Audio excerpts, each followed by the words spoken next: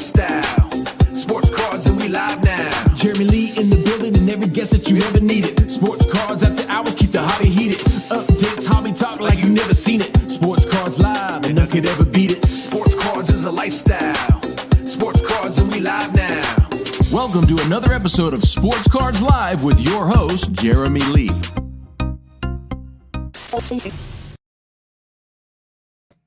All right, here we go, everybody. Welcome to the PWCC Premier Auction Extended Bidding Watch Party for February 2022. It is Saturday night. My name is Jeremy Lee. Welcome, everybody, to the show.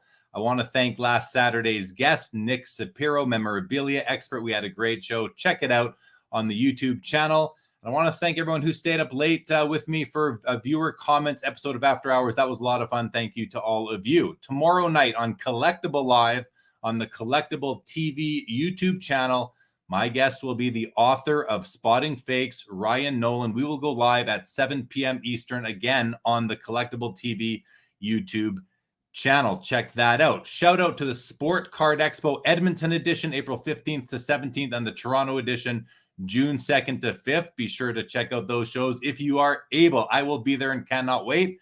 And also shout out to the Western Canada show, which will be in Vancouver, April 8th to 10th. Check out bossashows.com. Also, shout out to channel supporter Whatnot. Check them out for 1-minute auctions and buy it now. Is hosted around the clock by some of the best breakers and streamers in the hobby. It's a safe environment for collectors and buyers. They also have other collectibles, including Pokemon Funkos, MetaZoo comics, vintage video games, and more. Also, shout out for Adams Magazine, basketball card fanatic. Go to bcfmag.com to subscribe. Also, thank you to all the podcast listeners, all the viewers, all the subscribers. If you're not yet subscribed to Sports Cards Live, please take a second and go ahead and subscribe to this channel. All right, we will bring out our esteemed co-host, and I want to let you know, Jesse Craig from PWCC will be joining us in about an hour and a half's time, so look forward to welcoming him to the show. But let's bring out Adam. There he is. What is going on, my man? How are you? You the hardest working man in sports cards, Jeremy Lee. How are you doing, dude? I'm doing great. I am good. Thank you for asking, Adam. I am doing well. But you know what? They hear from me every week. We don't hear from you every week. You're more of a once a month. You were with us last month. We had to delay a day, but how have you been for the last month? Man, I am good. Life is good. Like I'm sure might be the case for you. My busy season in the world of accounting, it is here. It's upon me. So things are busy at work, but family's good. Cards are more fun than they've ever been. Everything's great. So thanks for asking. Yeah, you bet. Yes, it is a busy time in the world of finance and public reporting and all of those wonderful things that we get to do. So reminder to everybody, for tonight's PWCC Premier Auction, your initial bids need to be in the next 26 minutes in order to qualify for extended bidding. So again, if you are somebody who is fortunate enough and lucky enough and going to be going after some of these cards, these items, there are 288 lots this month. This is the biggest Premier Auction thus far. There are lots of really, really good cards. I'm going to just check it right now. I'm going to look at my other screen here, click on my favorites button and see how many have I favorited. Here, we'll share it. Here we go. There's my screen. I have favorited 31 of the cards. Some big, big ones, small ones. Oh no, what am I talking about? They're all big cards. But there's just so many awesome pieces in this auction. I'm not going to tip my cap quite yet as to what they all are. We'll get through them. We'll talk about them, and we'll definitely get Adam's, his in-depth analysis of many of the basketball cards. Before we start looking at the items, though, let's have a look at the comments. Studio Sports in the house. Great to have you, as always. Hope everyone is healthy and safe. That's very nice. Lucky K, what's going on? Josh Packham in the house. Good evening to you. Jake Dahl, Jeremy from Collectors League. And we have Julian Birds on the Bat is with us as well. What is up with you, Julian? Great to see you, as always. All right, Adam. So we've got, I'm going to bring it back up. We always like to look at the top of the screen here where we can see the items that have received the most recent bids. And it's always fun it's always fun for me when I see a card on auction that I have a copy of. Oftentimes it's in lesser grade than we see it on the Premier auction, but I'm just noticing this card here, the Tiger Woods SI for Kids in a Gem Mint 10. I'm fortunate to own a 9. Came from Dr. Newman's collection, if you all remember. He was the gentleman who passed away in Florida last year, and his cards went for auction. I believe it was with Memory Lane. I hope I'm not getting that wrong. And I purchased his PSA 9 of the Tiger Woods SI for Kids card. So Very cool. It's kind of neat just to have a card from his collection. What an esteemed collector and collection that he had. I know those SI cards have seen quite the premium placed upon them over the course of the last few months. I don't really know them very well, but I've heard about big auctions for other athletes going really high. So it'll be fun to see how this Tiger Woods does today. Definitely, it definitely will. How are we sorted here? I want to see. Let's we are sorted by highest price, so that is where I want to be right now. And I'm just noticing Josh Packham is telling us that the Josh Allen Prism Gold out of 10 is over $100,000 already. Let's have a look at that, because that's a big number for a Josh Allen card. I have to think. So are we not sorted by highest? Oh, we're in my favorites. That's why. Yeah. Let me get out of my favorites, go to all items, and then let's go down and find this Josh Allen card and just take a look at it. Hey, while you're finding it, Jeremy, is there anything you're bidding on tonight? There's not, Adam. Is there anything that I would love to be bidding on? Of course there is, just like everybody watching. There's so many cards I'd love to. I'll speak more to it as we go through. But as of right now, I don't think I'm going to be placing any bids, but things could change. Here's the Josh Allen card. It's your typical Prism Gold 2018 rookie year card, RC in the corner. To me, it's a rookie card, as good as a rookie card as you can get. For sure. And it is a nice looking card. Over 100,000, 120 plus 24 to get for the buyer's premium. So you're up to $144,000, as Eric would say, out the door on this card at this point in time. Very nice card. Glad Josh Packham pointed it out to you. Scott Pope, welcome to the show. Hope you are well out there. But let's come back here and just start at the top, Adam, and kind of move our way through. Of course, there's a Contenders Championship ticket. We have either the championship ticket or the just the usual Contenders ticket, Tom Brady, and just about every auction, every Premier. And this one doesn't disappoint. 1.7 million already. That's over $2 million out the door at this point in time. So that's just a big card. BGS 8.5 with the 10 auto. It is a great card, Adam. I know you're not a football guy. You're here to talk about basketball, but any updated thoughts on Tom Brady now that he is retired, and where you think that what do you think that might mean for his card? And it doesn't, a basketball card expert can opine on this as well. So no outs here for you. Yeah, I have two thoughts. My first thought is when somebody retires, as you asked that question, it's a really interesting moment for their career. And for their cards in particular, because some people, I feel like, they buy cards to watch a player and to experience all that they're going through during their career. But we've seen athletes really, like, even after their careers are over, still find the way into the limelight. And so, you wonder with Brady whether that's something that can happen. And if it doesn't happen, does the fact that he's just still the greatest of all time carry him to continued gains as the market changes? I don't really know. So, I didn't really answer your question there, but I don't really know. The other thought, though, is that, I know he's officially retired, but it sounds to me like he has said, never say never.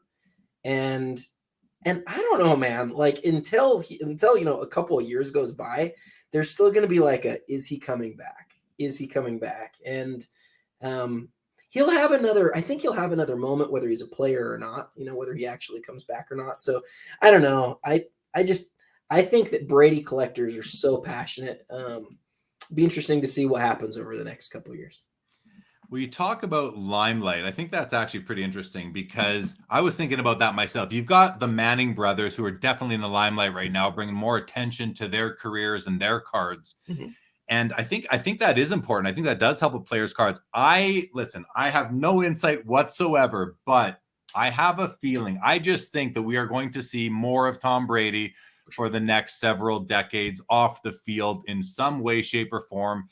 And I think he's just going to be an all-around celebrity, just somebody who is in the limelight, on the gossip networks and the magazines and all that sort of thing. For better or for worse, I think we're going to see more and more from him as the years go by. Hopefully, it's got more to do with sports than just the gossip stuff. But I definitely think he's going to be there, and because of that, and he is a true GOAT, I think his cards are going to fare just fine for definitely for the foreseeable future. Mm.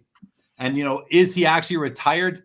Again, we don't know. I don't know, of course, but I'm going to go with yes. I'm just going to go with yes. I mean, he's of that age, he's there. But okay, back to Josh Packham says the Josh Allen RPA for 40K seems like a better value. I mean, the different, you're getting the autograph, you're getting the patch, but you're getting a card out of 99 versus a card out of 10. And Prism Golds have a ton of equity in the hobby. So it's one of those things, Josh, that I think a lot of people kind of debate in their heads. What would you rather have? A rare parallel out of 10 or an RPA? And it used to be clear. It always would have been the RPA, but I don't know that that's the answer, the majority answer anymore. It very well may be, but it also may not. I guess we'll find out. Birds on the Bat says, can we peer pressure Adam into holding 1/25th of the 97 Jordan PMGs? So what he means there is that I own one of those cards, and if I buy the other one, then I would have 1/25th, because that would be 2/50ths, 1/25th. And with that, you're talking about this card right here. That's right. Yeah, I own that card. It's one of my best cards, and I actually own it in the same grade. So you can bet when I saw that this was going up, I was so excited because one hasn't sold in a really long time. So tonight's a big night for that card. What's the most recent comp on this card that you're aware of? I have no idea. It's been a year or two. It's been a while.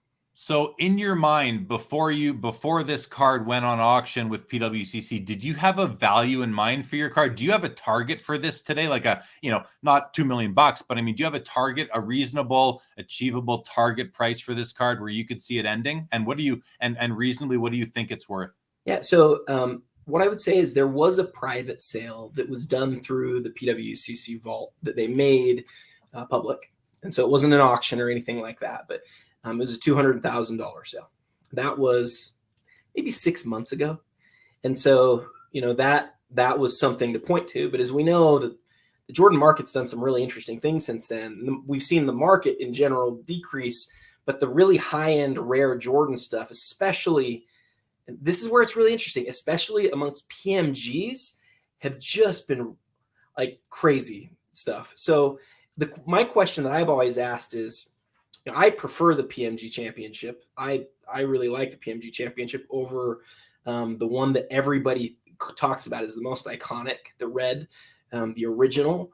And I could talk about why I like that and the aesthetics of it and whatever else. But the thing that's clear is that the red is really just like taken over as like the set of sets and the clear winner as far as like the ultimate Jordan parallel. But this is another PMG. And so, I've always sort of wondered, like, is this tied to that?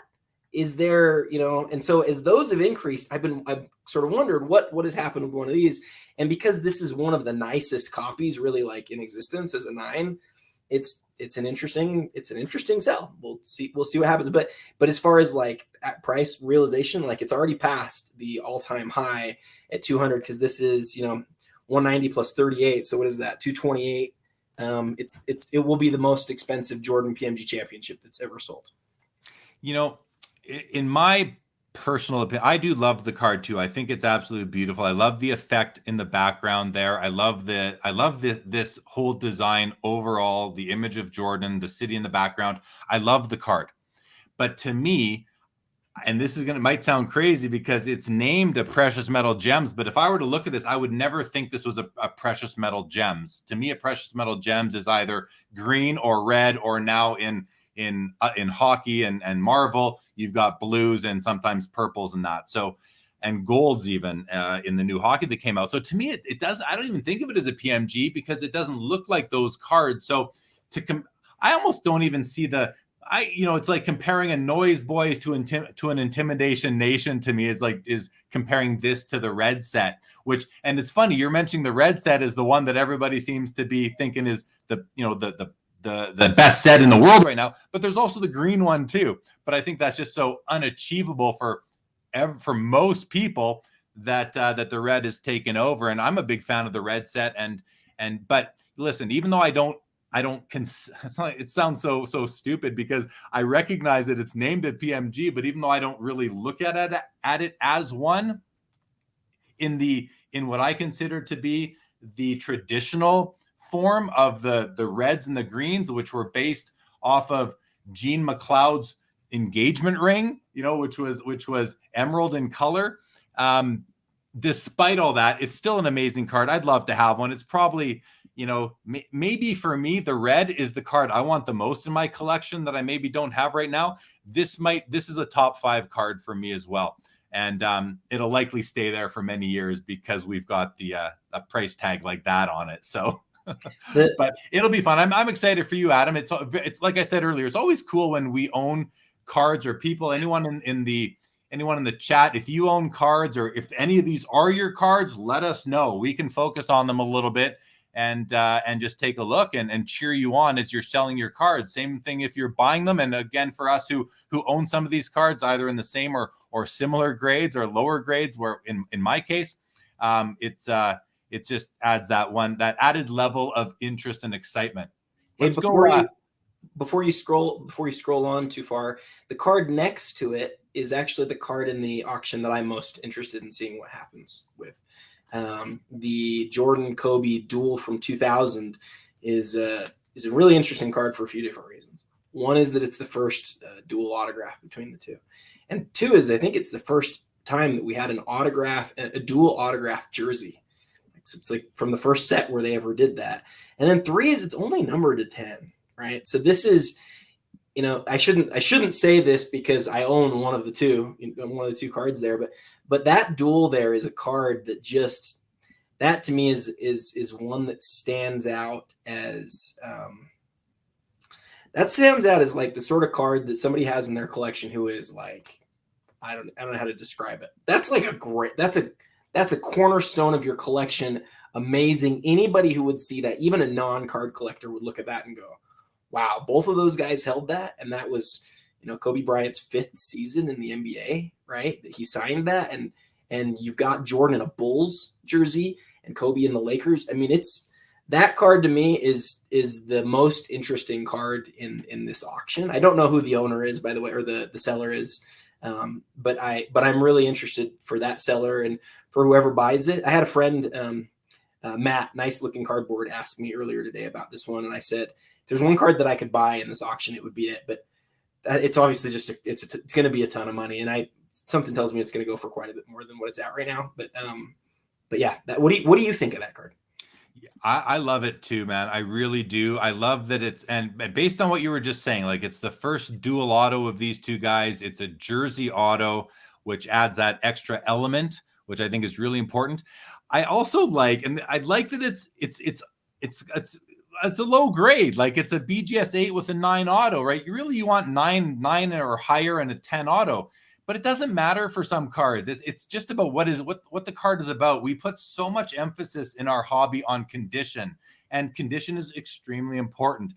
But I do like to think sometimes it's about owning a specific card, and the condition is secondary. And this card is more important than condition. That's what I really like about it. It's one of these cards similar to the what I'm calling now the traditional PMGs. It's these cards are, you don't care what the grade is on a PMG. You just want to own the card. And that to me is where the collectability and the investability have kind of merged to overtake everything else and really make a card something that is beyond just the importance of the condition of it. And commodity cards, that's just not the case. Any card that you can find any day on eBay or elsewhere that you want to find, condition is everything. But for a rare card, it's almost unimportant. I mean, obviously you don't want this thing driven over with a truck, but an 8 overall grade with a 9 auto is kind of just fine for a card like this. So, I just want to say that Spurs tells us that Chase owns this card. So I think this is, Chase Rhymes. I'm sorry, Spurs. You're right about this. I said something that's not true. I said, I don't know who owns this. I forgot for a second. This is Chase's card, and he's listing it publicly. And I did know that. So my bad. I kind of just forgot there for a second. But yeah, this is sorry. So let me you keep going. There was something else I wanted to say, but I kind of interrupted you. Justin Vick says that the Jordan Kobe is the most interesting auto I've seen so far. I mean, I think that makes sense. I'm going to go back to the comments where we left off last time and just plug our way through here.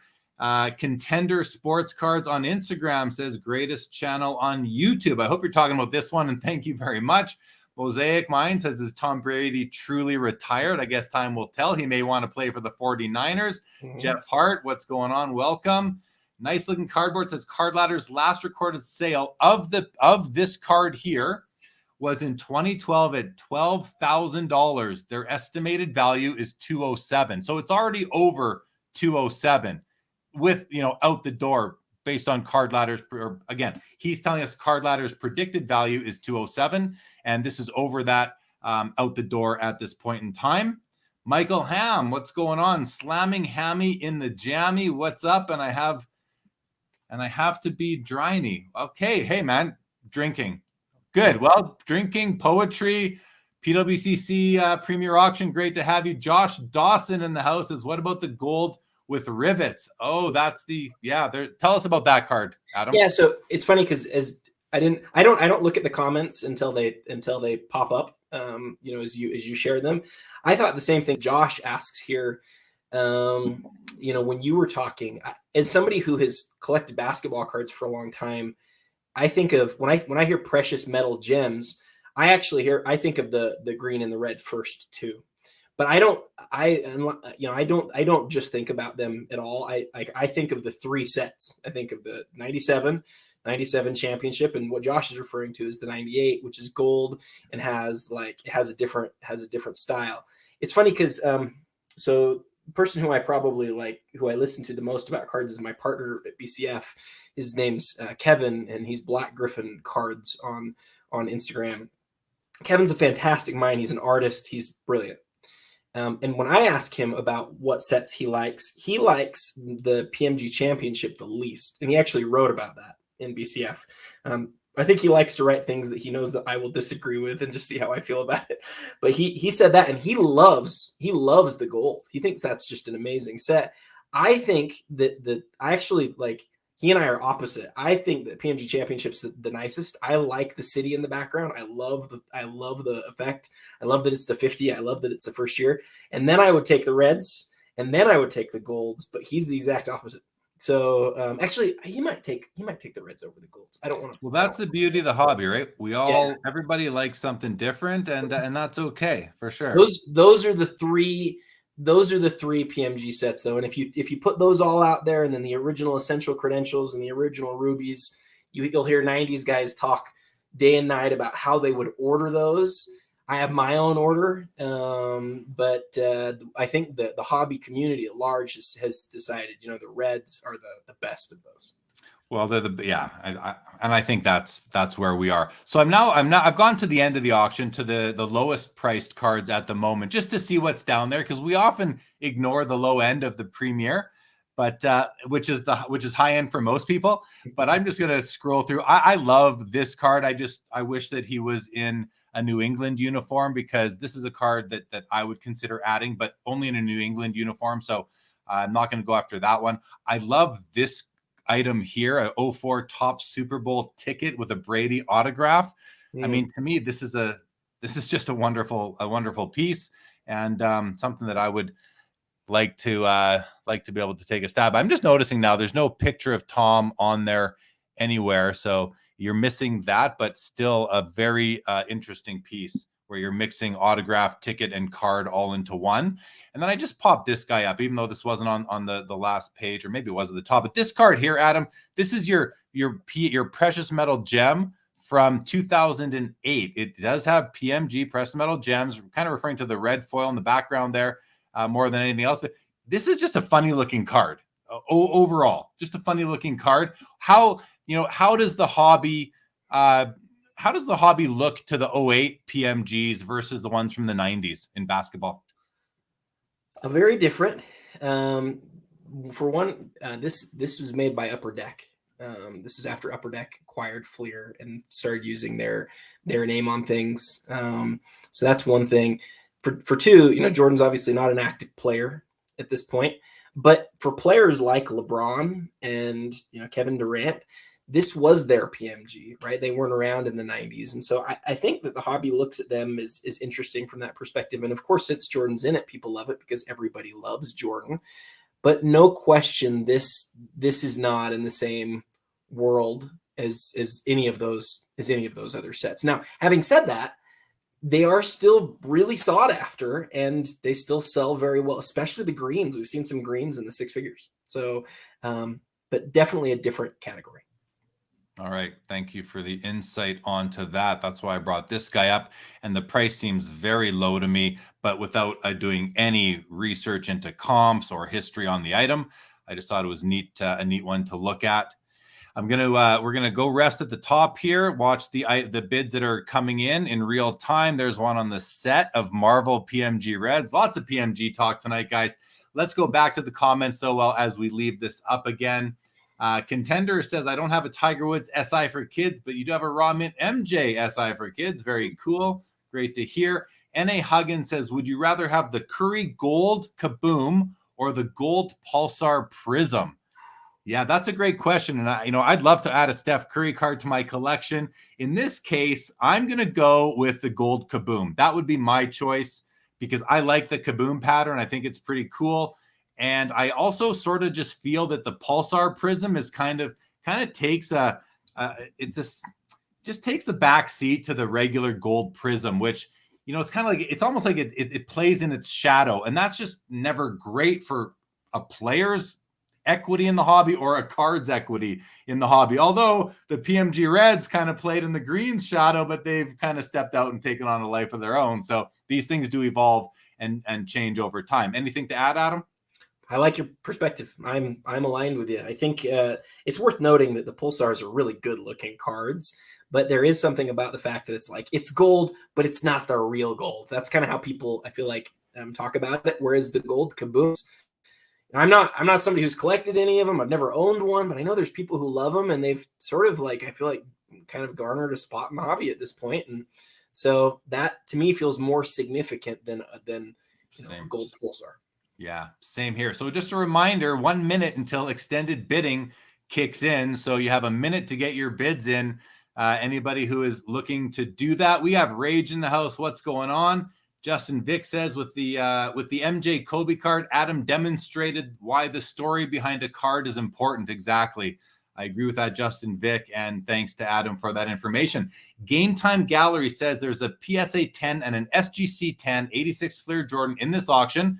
I'll point out there's also a BGS 9.5.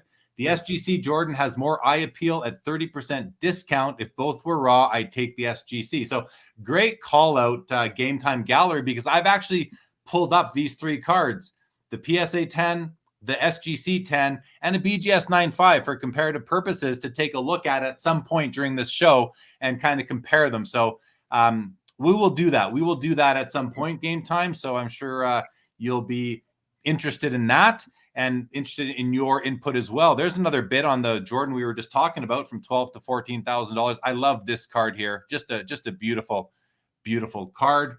Birds on the Bat says, Jeremy, what's the deal with the error stated on the PSA slip of the Mark Messier PSA 10? Julian, that is on every Mark Messier rookie. It's an uncorrected error. So all PSA Mark Messier slabs that I've ever seen have that on it.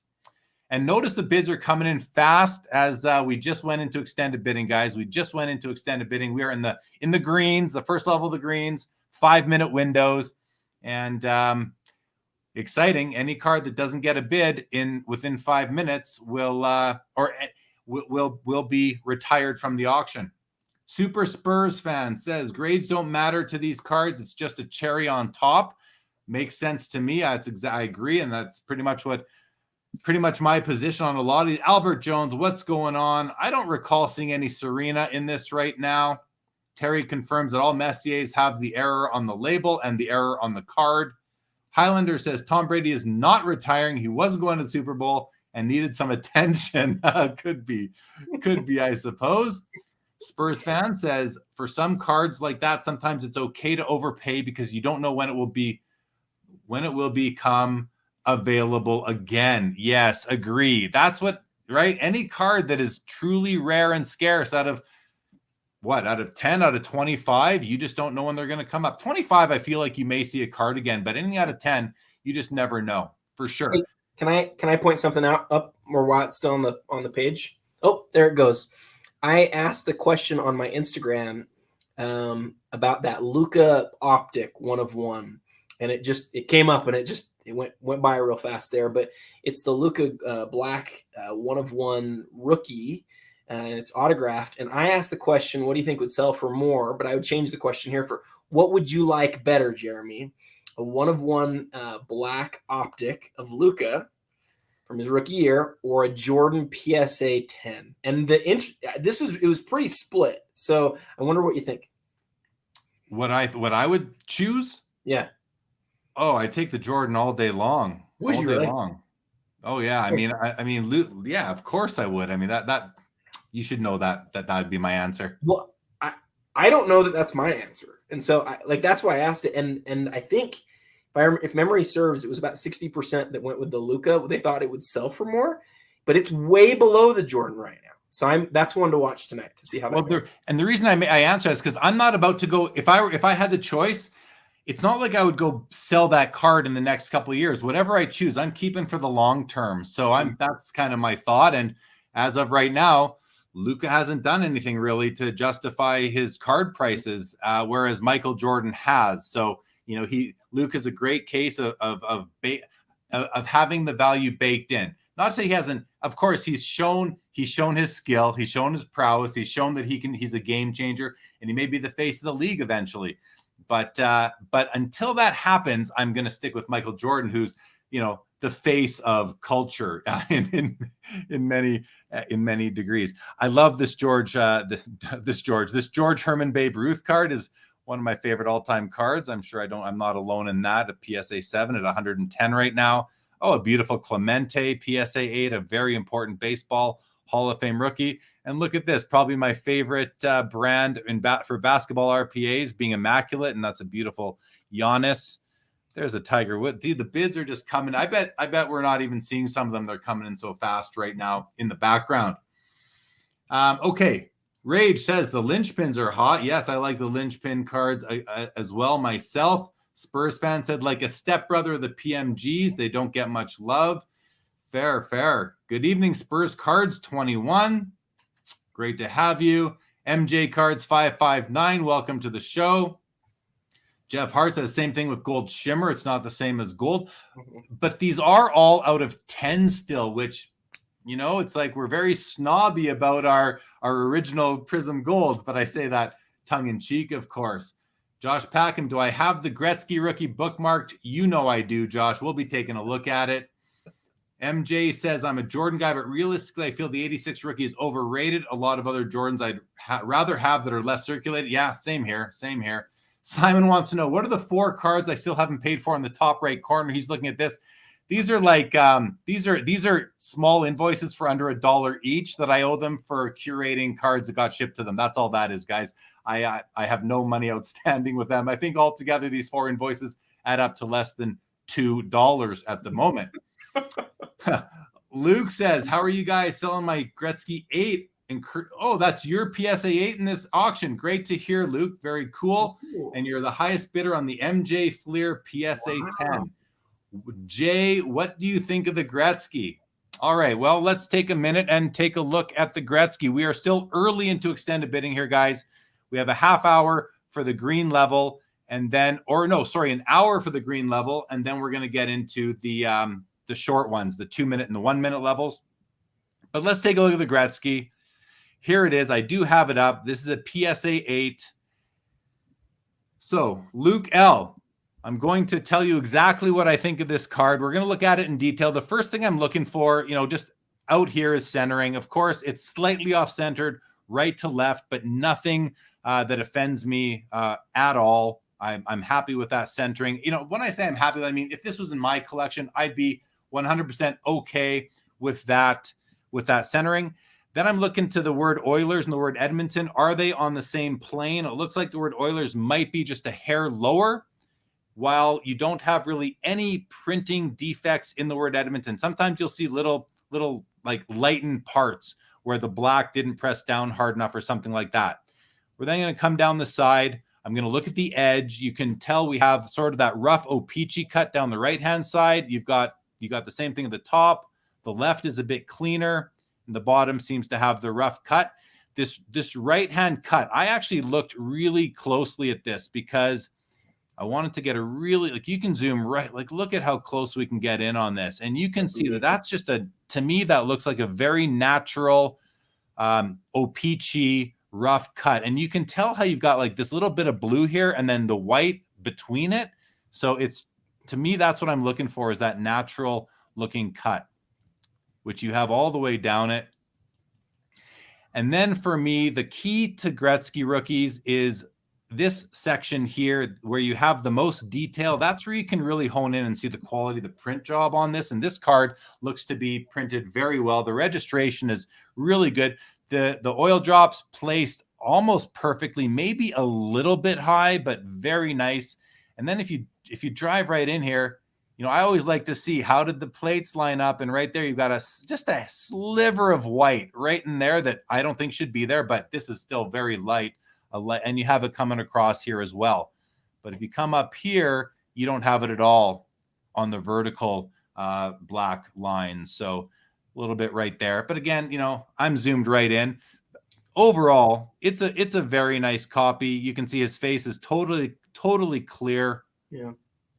Looks really nice. Adam, anything sticking out to you or that you're noticing on this card? I wondered, we've talked a lot about the rough cut on the OP-Chees, but do they all have the rough cut?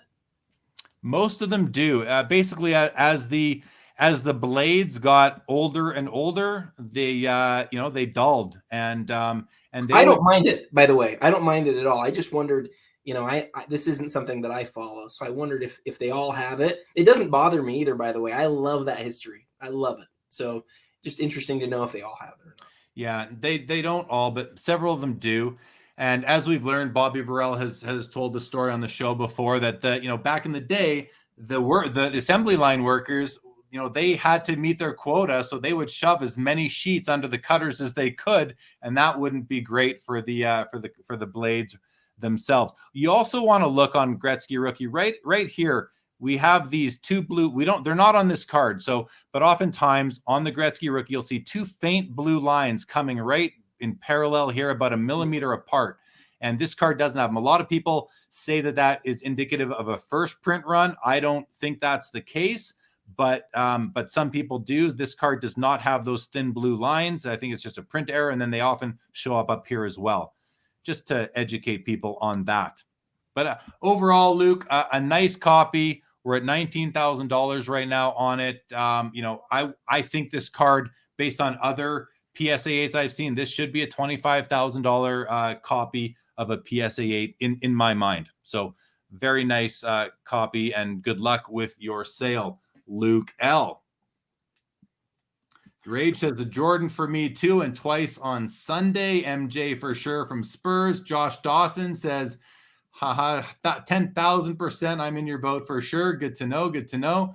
Luca Rage says Luka can, and who knows, maybe will be a flash in the pan. I need to see more. I need to see hardware, and I need to see championships. Yeah, I'm with you on the hardware and the championships. That's important to me too. I don't think he's a flash in the pan, though. I don't think he's a flash in the pan. So let me stand up for myself for a second, because everybody's on your side. And that's okay. There's nothing wrong with that. You will see another Michael Jordan PSA 10 probably in the next auction.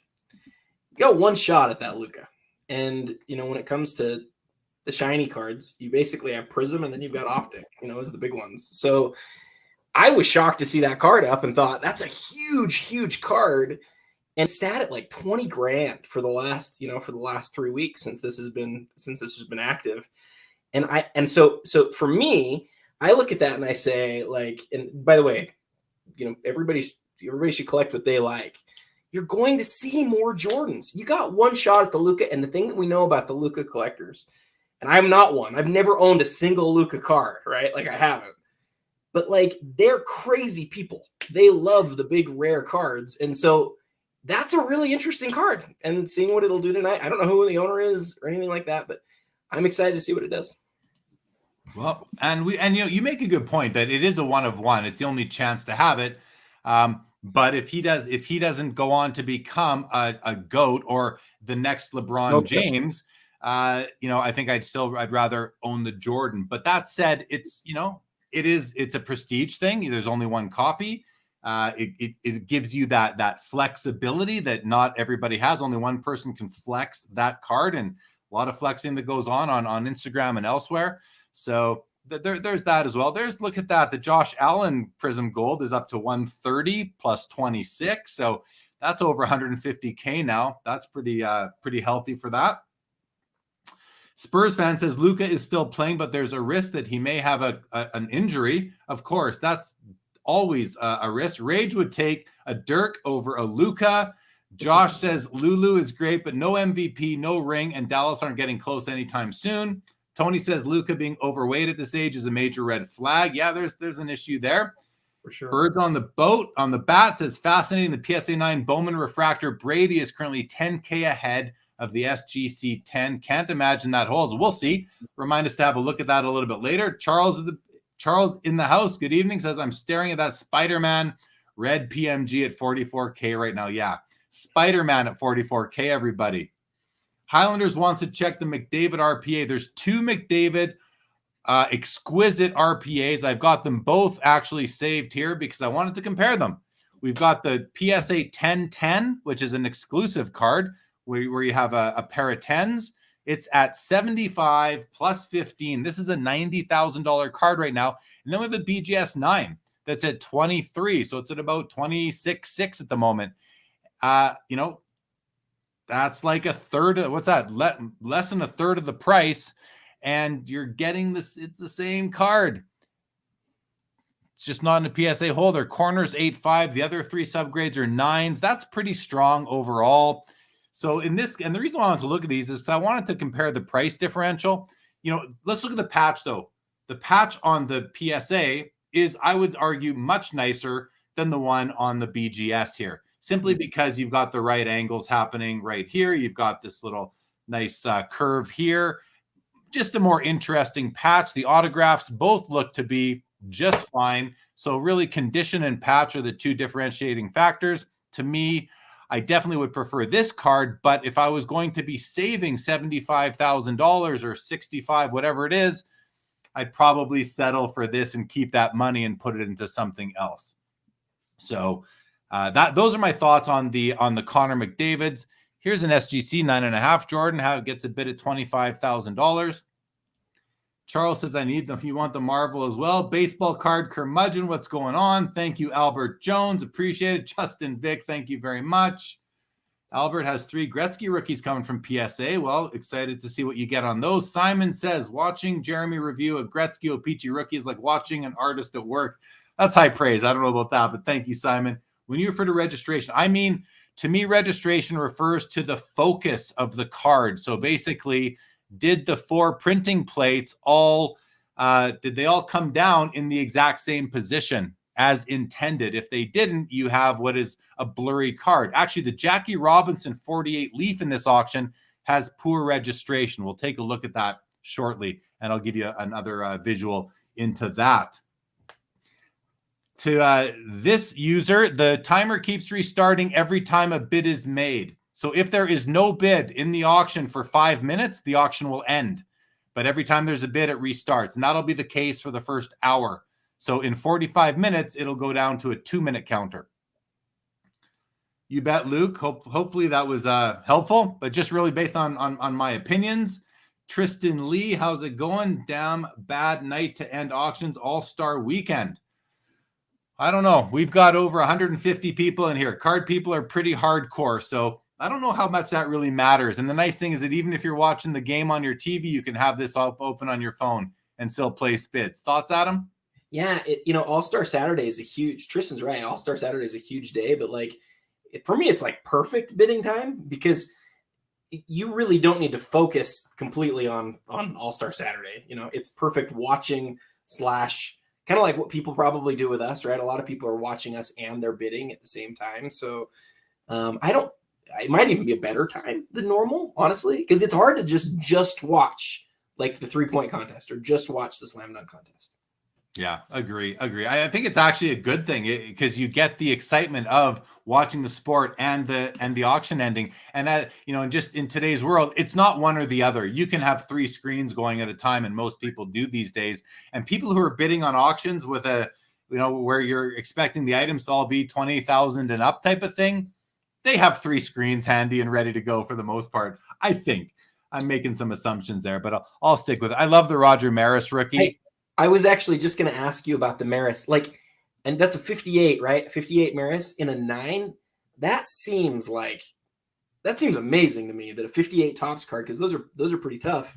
That could be a 9. Looking at that one close might be pretty cool. Yeah, it is. So here's an example of where the registration isn't perfect. You've got this thin line here. You see that thin line of darker blue? That's where you have some overlap. And I noticed that you see it right here down the edge of his arm, a little bit of a registration issue right there. You can see it here as well. You see it in the bottom of the sleeve. And then I noticed it just in looking at his name, it looked a little blurry to me. You can see that the yellow plate is a little bit lower than another plate because it's you've got a bit of overlap here. You can see it. So again, it doesn't, in this case, doesn't take away for me from the eye appeal of the card. It's still a very clear card, just a little bit of an issue there. And maybe without that, it'd be a 10. Who knows? Or I guess the centering's off a little bit as well, top to bottom. It seems to be up a little bit this way, just a hair though. Overall, it's a beautiful card. I love the Maris rookie. Let's go back up to the top. And and there's the Mikan, Adam. The Mikan, that's a PSA 7, I believe. A beautiful card. There's a Luka 130. Hey, listen, I mean, we talked about Luka. There's no shortage of money going into Luka. A lot of people must have him pegged as the next face of the NBA. What do you think? Yeah, I think they do. And it's funny, here I was, defending that card. That was the card, the one that you were just looking at, by the way. That's the one that I was talking about. Luka's amazing. He's incredible, but everything that everybody was saying about it's true. He hasn't won anything yet. So the question is whether he'll be an all-time great. And some people want to be along for that ride, right? They want to place their bet early. And so, I'm not one of those people. I feel like he's such a high price already. But by the same token, I look at that card and I just go, oh, that's a big deal that that's up at this auction. You see often, and I've noticed on even Twitter watching, I think it's Darren Ravel. I follow him on Twitter, and he'll often put out a tweet talking about these big bets that are made in Vegas on certain games. And I don't know how he gets that information, but maybe it's public. But anyway, he gets it, he shares it, and it's really interesting. He'll talk about these big bets that are being played, like $600,000 was just laid on such and such a team at this money line or this over under, whatever it is. So I started thinking to myself, what would you rather gamble on? A game one night where for call it 100,000, 50,000, whatever that crazy amount is? Or would you rather just buy a card for 150 grand and take a chance that player is going to be important down the road? I'd rather gamble on the card than the game. So maybe that's what we're seeing some of, and it's actually not just, investors trying to make long-term plays. Maybe it's more, a mix of investing and gambling. Maybe some gamblers are getting their fix in the sports card hobby and laying these large bets on a player where, you're going to get a lot. It's not a one night and done. It's not one day and then it's over. You've got years and years potentially of opportunities, of swings, of highs and lows, where you're going to be able to sell that card down the road for a profit or not. But maybe there's a bit of that going on. I'm going to go back up to the comments, Adam, unless you have anything to jump in with there. Well, it's just about to go off the screen, but that LeBron Jordan really caught my eye. I hadn't seen that. It's too late for me to bid on it, but that's just a gorgeous dual autograph. I don't know if I've seen that one before. It's probably to 23. Is it to 23? Yeah, look at the sideways look. Just trying to get it into view here. It is to 23. Yeah. I don't usually like the words behind the signature. I'm sure you don't either. It's not the best look. And so I'm kind of ignoring that, but the rest of that card is just fantastic. Perfect blue autographs. And that's not a card. I don't know if I've never even noticed that card before. I didn't know that it existed. It's exquisite. Yeah, I know it's exquisite, but the exclusives dual autograph. I don't know if that was might have been out of the Jordan LeBron box where they both signed the outside of the box too. And it was to 23. I'm not sure, but I just think that's a beautiful card. That is a nice card. Definitely. All right. Back to the comments then for a few minutes here. Let's see. Where did we leave off last time?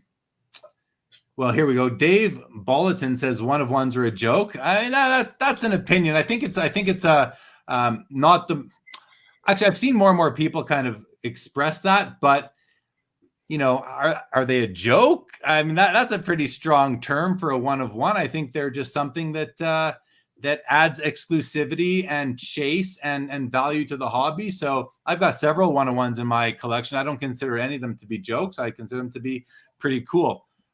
But if you're just printing one of ones for the sake of adding one of ones, like one of ones meant more when there was one in a product. Now you have several more than that oftentimes. And I think that's probably what Dave is kind of getting at, that they're, just like the jersey card has become extremely common, one of ones are more common now than they've ever been. But with that said, some one of ones stand above the rest. And those ones I don't think are worthy of calling a joke. I just love. Oh, sorry, I didn't mean to cut you off. Oh, go ahead then. No, it's okay. Oh, I was gonna say I just think it's great that we all have different opinions. Right? Yeah. Like I was gonna say something earlier about the Marvel cards because I don't really get those, and then I kind of bit my tongue on that because I don't ever want to take away from what other people like, right? And so what I would say to Dave is, and I don't know Dave, but I don't think I know Dave, but. Everybody has their own things. Like some people find that like one of ones are the only really fun things worth chasing. And if that's what they like, I think, that's what they should collect. Yeah. Collect what you like. We always say that. Charles Fuchs says Spider-Man is at 50K now. I'm scared to bid for it. It's only 10,000 more than it was last time we talked about it, Charles. So, I mean, hey, you might have to dig into that wallet a little bit more. If you're in for 40, aren't you in for 50? That's kind of where my mind goes. Luca Show says the D Wade patch is ridiculous. Yes, sports card therapist. What is going on? Rob Gerard says, much love, Jeremy and Adam, a couple of the most knowledgeable guys in the hobby. Thank you very much to you, Rob, and great to see you. Check out his podcast, everybody, Sports Card Therapist. He does a great job. Albert Jones says the NBA is on TV. We are on the phone. Right. And maybe on his computer, he's got the auction up too, right? There you go. Patrick Gogan from Pennsylvania says, I used to have very extensive vintage collection back in the early 90s, and I got out of the cards long ago. Had a 55 Topps Clemente PSA 7. Beautiful card, Patrick. Still likes watching breaks and card show videos. Yeah, that's a lot of. I more enjoy card show videos than breaks, but hey, good stuff. Great to have you here. Dave says Zion in dollar bins in 3 years. Could happen. Could definitely happen. Cole Anthony just dunked with Tim's on LOL. Thank you, Rage. Dave says it's totally gambling and it's going to end badly. Well, if you have that crystal ball, then we'll have to take your word for it. Contender says, one-on-one, I take Ja Morant over Luka. If Ja builds his upper body, he could be the next Jordan. That's lofty praise right there. Ja is amazing.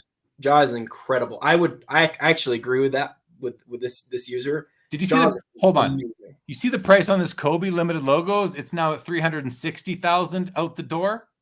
Oh, I was looking at that and the Jordan next to it at the same time. But yeah, the limited logos is. Oh, this had jumped from 190 to 220.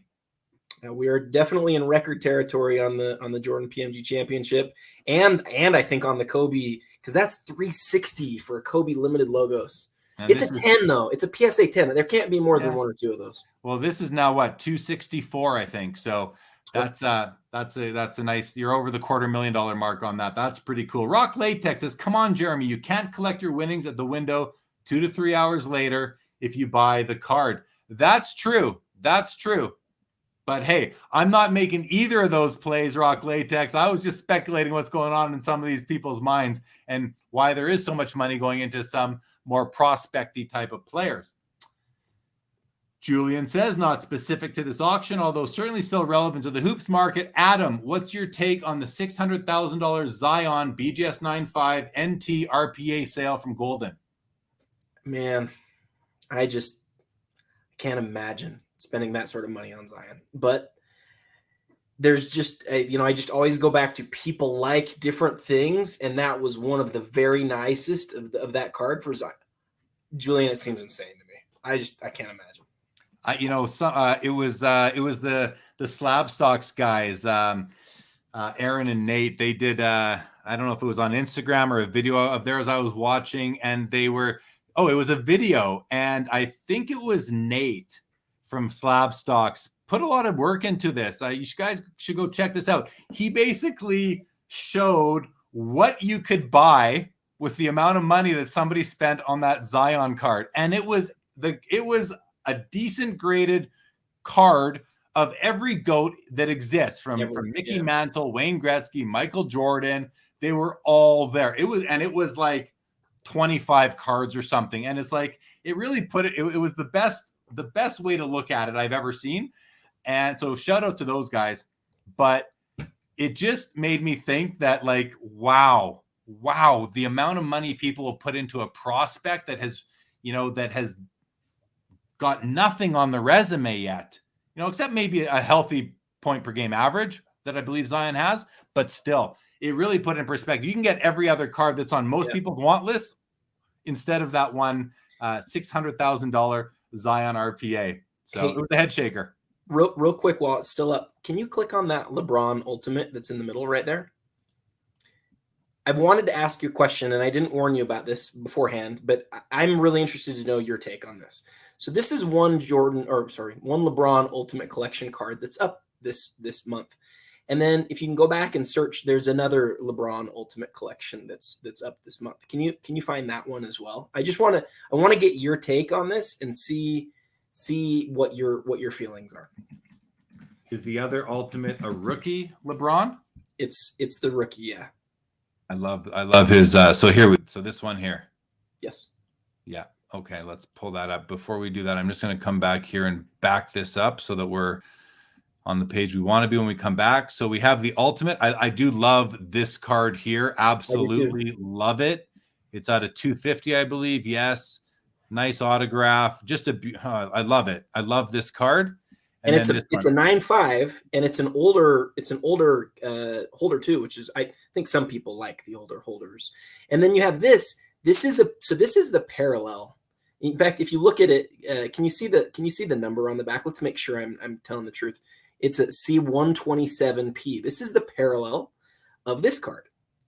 And so the question that I have, let me just put this out here.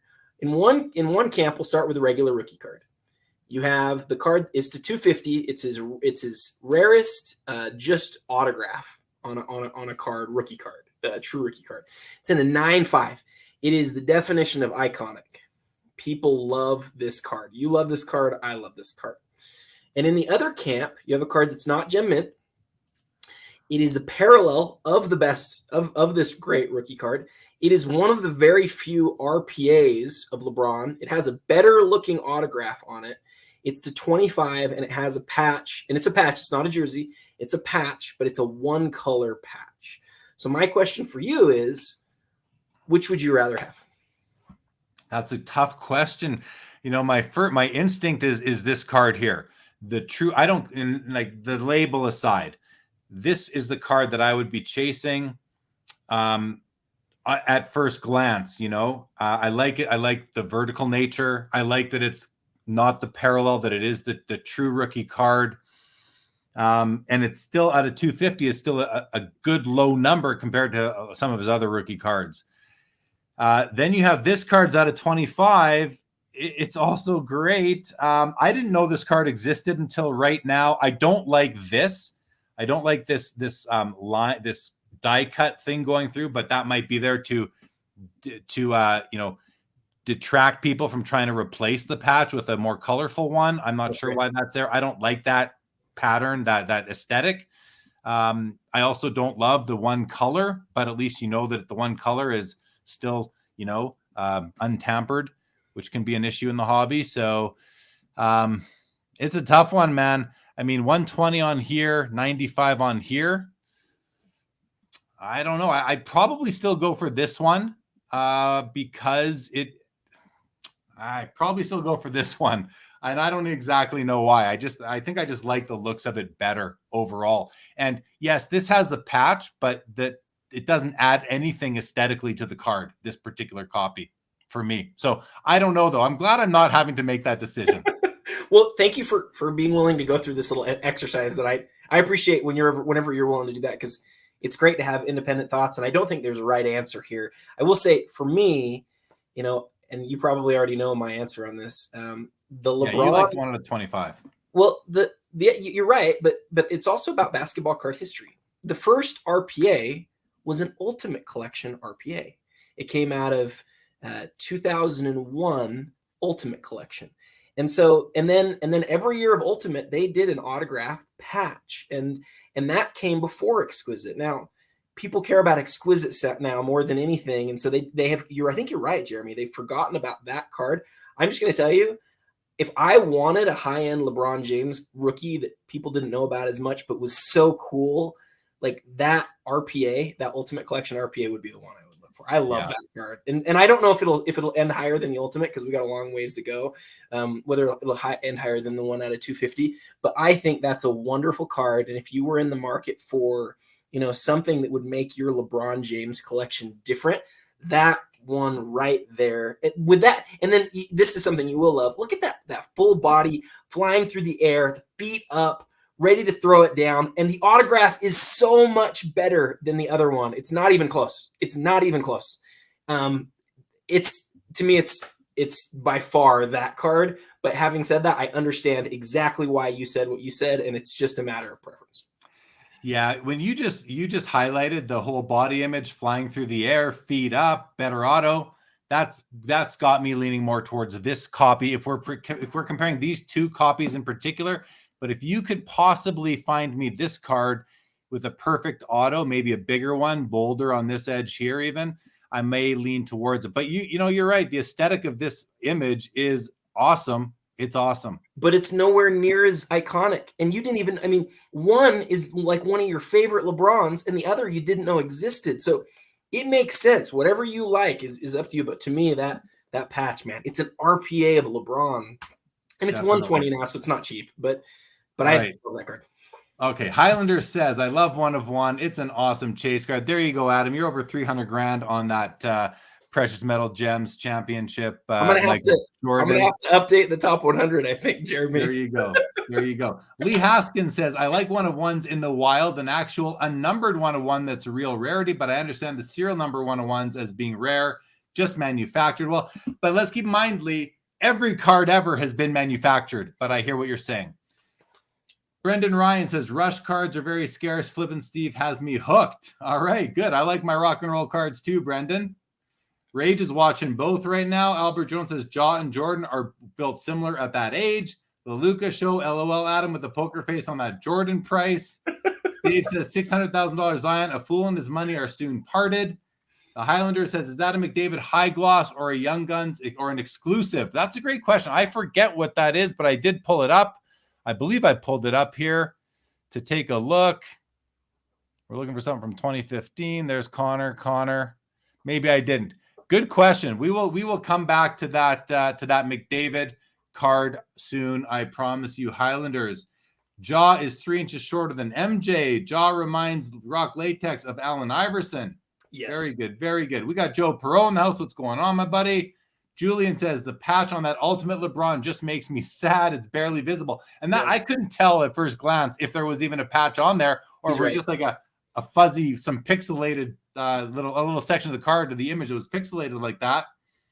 Nice looking cardboard. Hey, says they are both so clean. And hey, if this guy is called nice looking cardboard and he's saying they're clean, I'll take his word for it. Yep. Eric, what is going on with you? Rob says these are nice, but out of my league. Yeah, no doubt. Same here. Jake's toe, not a fan of LeBron, so I will never own one, not even a $1 card. Hey, fair enough.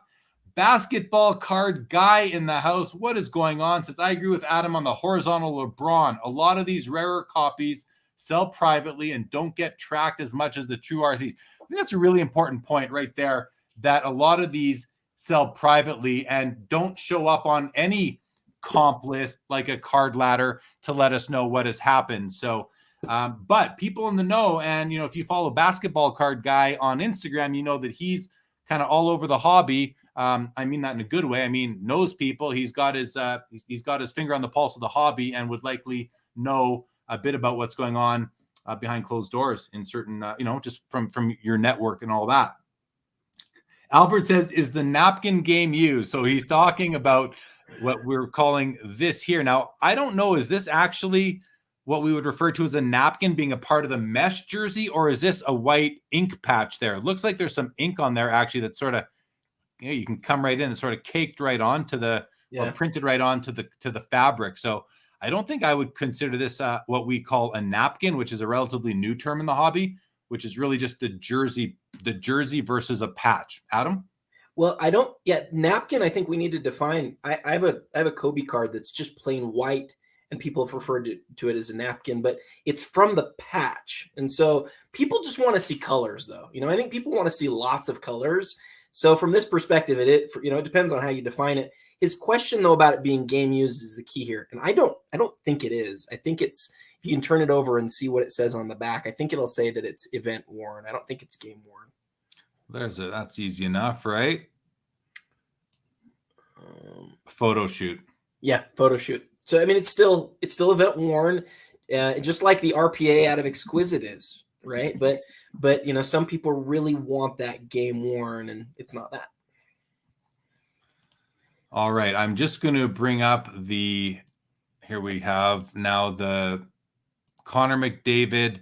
This is an exclusive, so this was asked a little bit earlier about the Connor McDavid, if it was an exclusives or if it was a high gloss. So for anyone who is unaware, you probably all know, even all the non-hockey guys, that Young Guns are the basically the commodity rookie card for hockey players, the ones that everybody wants. And the Alex Ovechkin Young Gun in a PSA 10 is like an $8,000 card right now.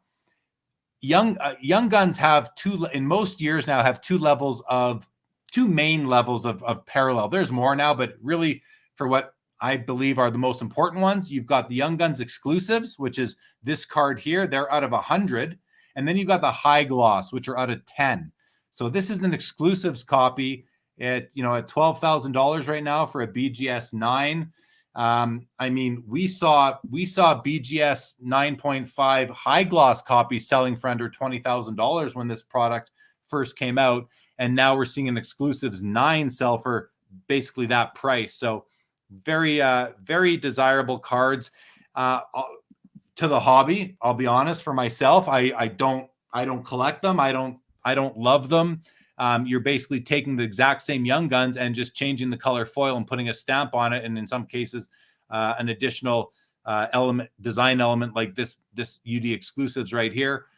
For me, I'd rather go for something a little bit different for my rarer rookie year cards of a guy like Connor McDavid or any hockey player. But nonetheless, these are widely collected, and And I'm looking forward to seeing if this card gets any more bids.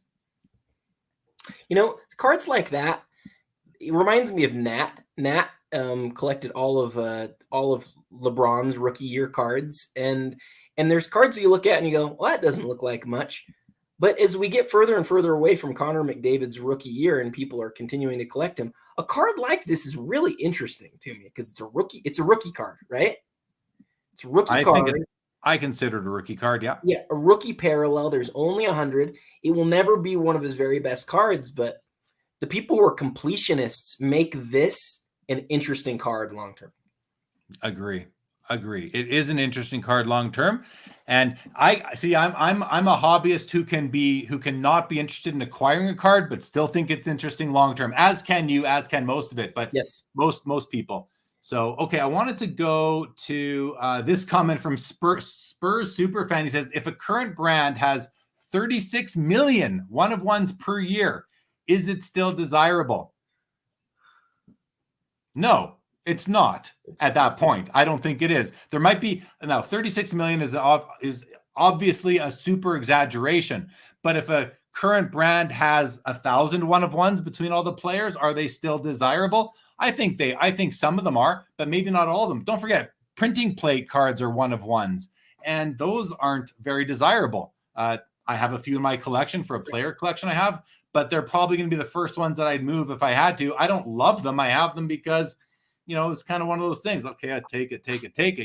I'll buy it, but I don't love them. So, but there was a day when you just think of the jersey card. The first jersey card still very valuable, and now jersey cards are not even hits in some cases. Like it's like, who cares about you?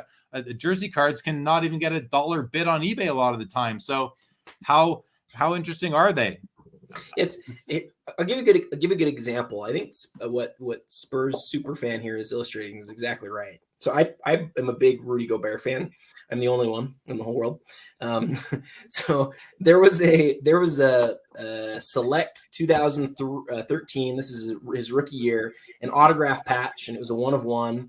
And I got it, and I was like, yes, I got this Rudy Gobert 1-of-1. I love it. And I got it in the mail, and I looked at it, and I was like, I don't love it. It wasn't significant. It didn't do it for me, and I sold it, even though I love Rudy Gobert. And there were some Rudy Gobert 1-of-1s though that I would love and that I would pay a lot of money for. So it's not just that it's a 1-of-1. It's got to be the right 1-of-1. And the Luka that we were talking about, again, to Spurs Superfans' point, there's other 1-of-1s in Optic from his rookie year, but there's only a few of them. There's not 36 million, right? There's a few, and they're all interesting because Optic from 2018 is a really popular set. And so is it the gold vinyl? No. So it's probably not the best one, but it's like, it's a 1-of-1 of a highly collected player from his rookie year, from an important set. And there's not too many better than it. So yeah, that's a different situation. Fair. And there's some more comments coming up that are pretty worth looking at. Some good ideas coming up from the chat. So I want to go to Jake's Toe. Says, I wish and would like to see cards with game worn. Mention the game it was and highlight something about the game in the description on the back of the card.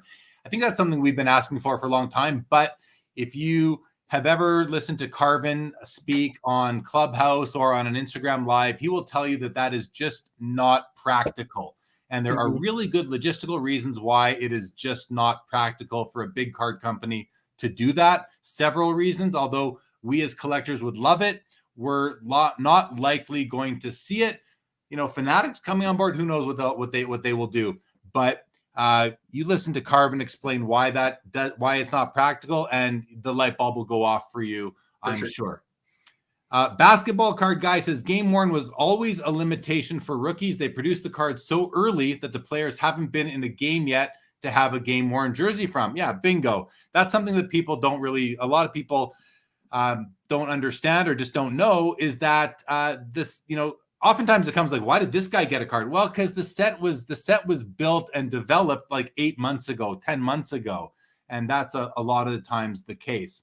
Basketball card guy goes on to say, in ultra modern sets, we do see some game worn in things like Flawless because they came out very late. Definitely true. Let me let me jump in real quick because what John's saying there is exactly right. But 2003 is an interesting case because 2003 Exquisite actually does have some game worn LeBrons, and so but Ultimate came out, I believe, before Exquisite did, and so it was highly unlikely, but still I think worth looking at. And that's because NT came out or Exquisite came out later. Yeah. Ultimate would have come out before for sure. Yep. Dave says agree. Game Ward should state the game again. Not going to happen. Archives 1 of 1 in my opinion are trash. Says Rob. Albert lets us know it was the worst slam dunk contest ever. And John, basketball card guy, says I'd love to see 1 of 1s with unique designs instead of just being other colors. Original photo, something that makes you feel like you really have the only one. Yeah, I definitely do agree with that. Although I'm just thinking about Prisms, and I'm thinking about all the key Prism rookies. The fact that if there were a Luka Prism 1 of 1 parallel, maybe there isn't. I just don't know. There probably is. Okay, yeah, there is, and it's the same image as the basic Prism and Prism Silver. I like that too. But a variation, 1 of 1, to meet John's request here, I think would make a lot of sense. But I do still want the same image 1 of 1 to exist in that case. Julian says the 03 Upper Deck Sweet Shot LeBron is such a weird card to me. Why did he sign a baseball? Yeah, that's just something fun Upper Deck did back then. Definitely. Ryan C says, guys, for basketball, do y'all think the Contenders autos or Optic autos are more sought after? Adam, which one is it? Man, I would say I just like Optic more. They're both great cards. I don't know which one's more sought after, but I like Optic more than Contenders. Fair. Dave, that's not why. That's not why it's not practical. There are actual reasons, but again, I'm not going to get into it right now because I won't be able to articulate it as well as Carvin Chung can. And Carvin is the godfather of the modern era in my mind.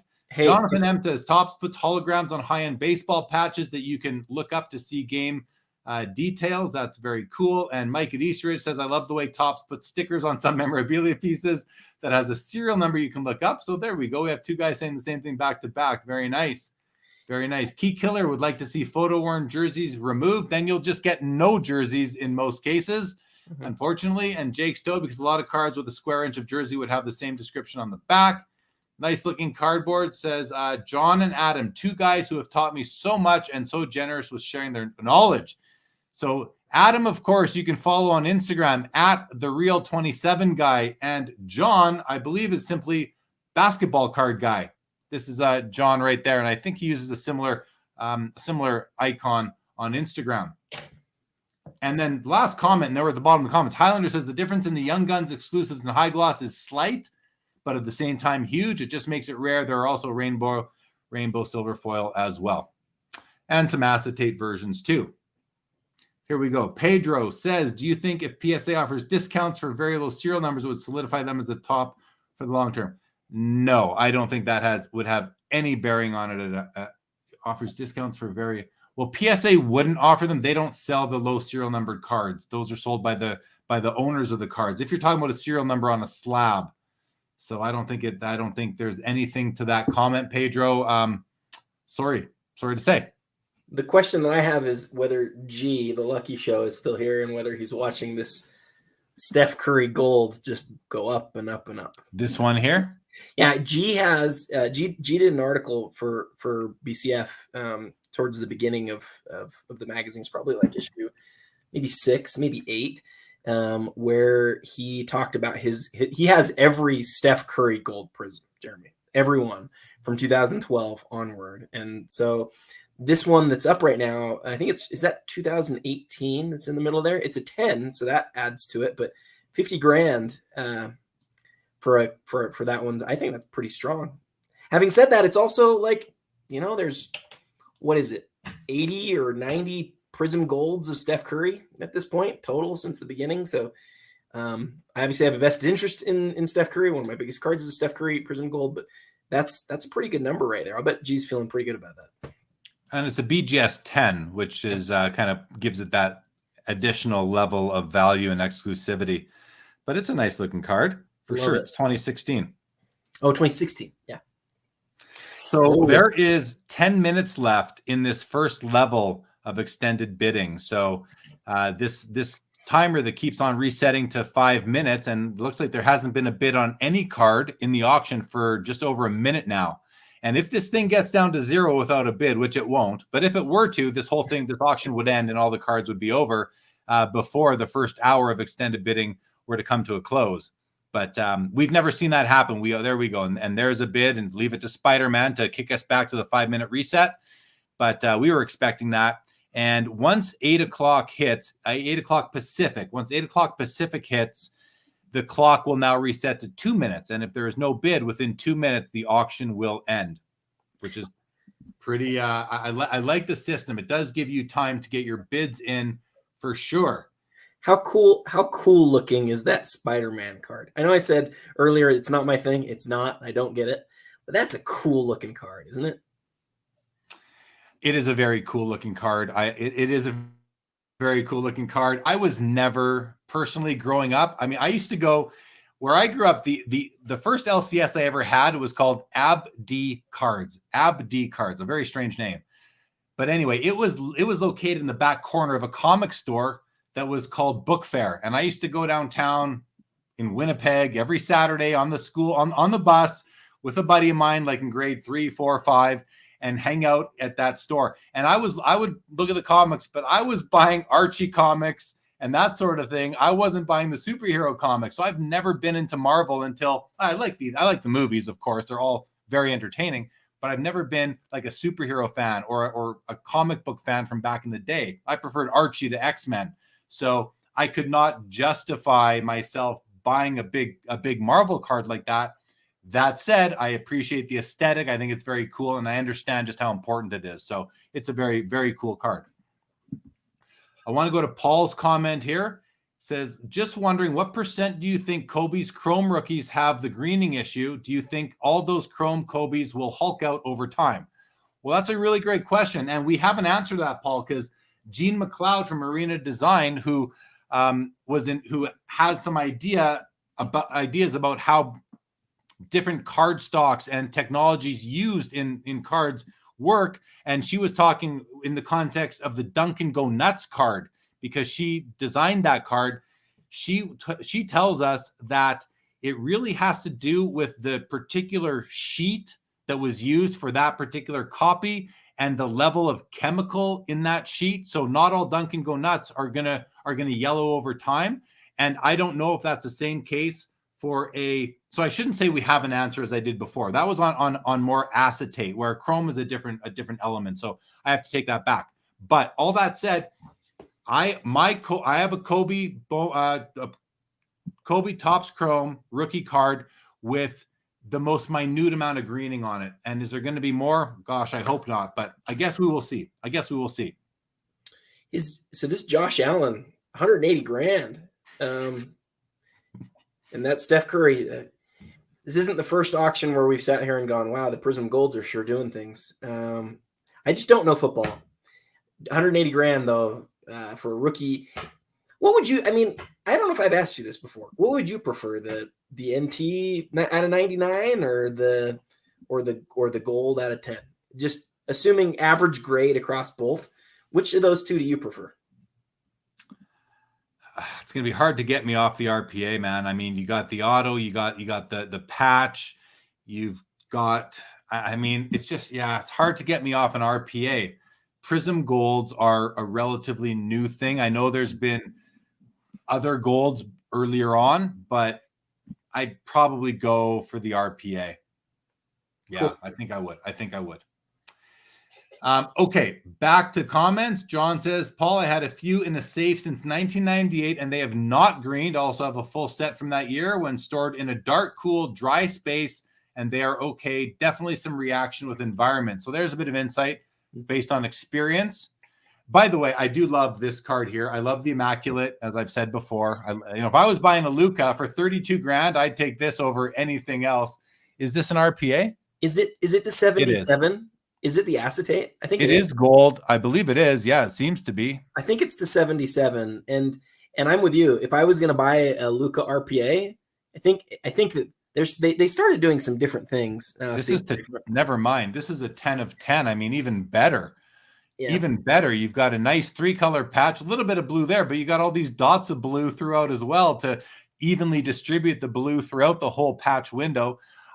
To me, this is just a nicer looking card than NT all day long for me. How's the auto? Pretty good. Pretty strong. Lightning down in the corner there, but pretty good overall. It's fun. I just like noticing the cards as they come across the top. The McDavid's at 120, Brady Chrome 170 for the refractor. Wow. Okay.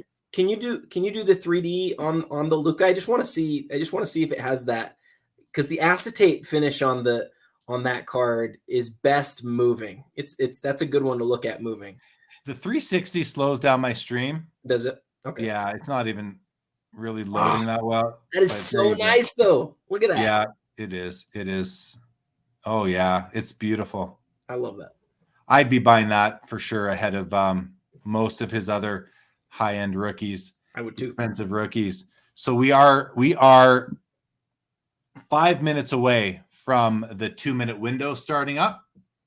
Highlander says it was a card store that had comics downstairs. Not at that time, Highlanders.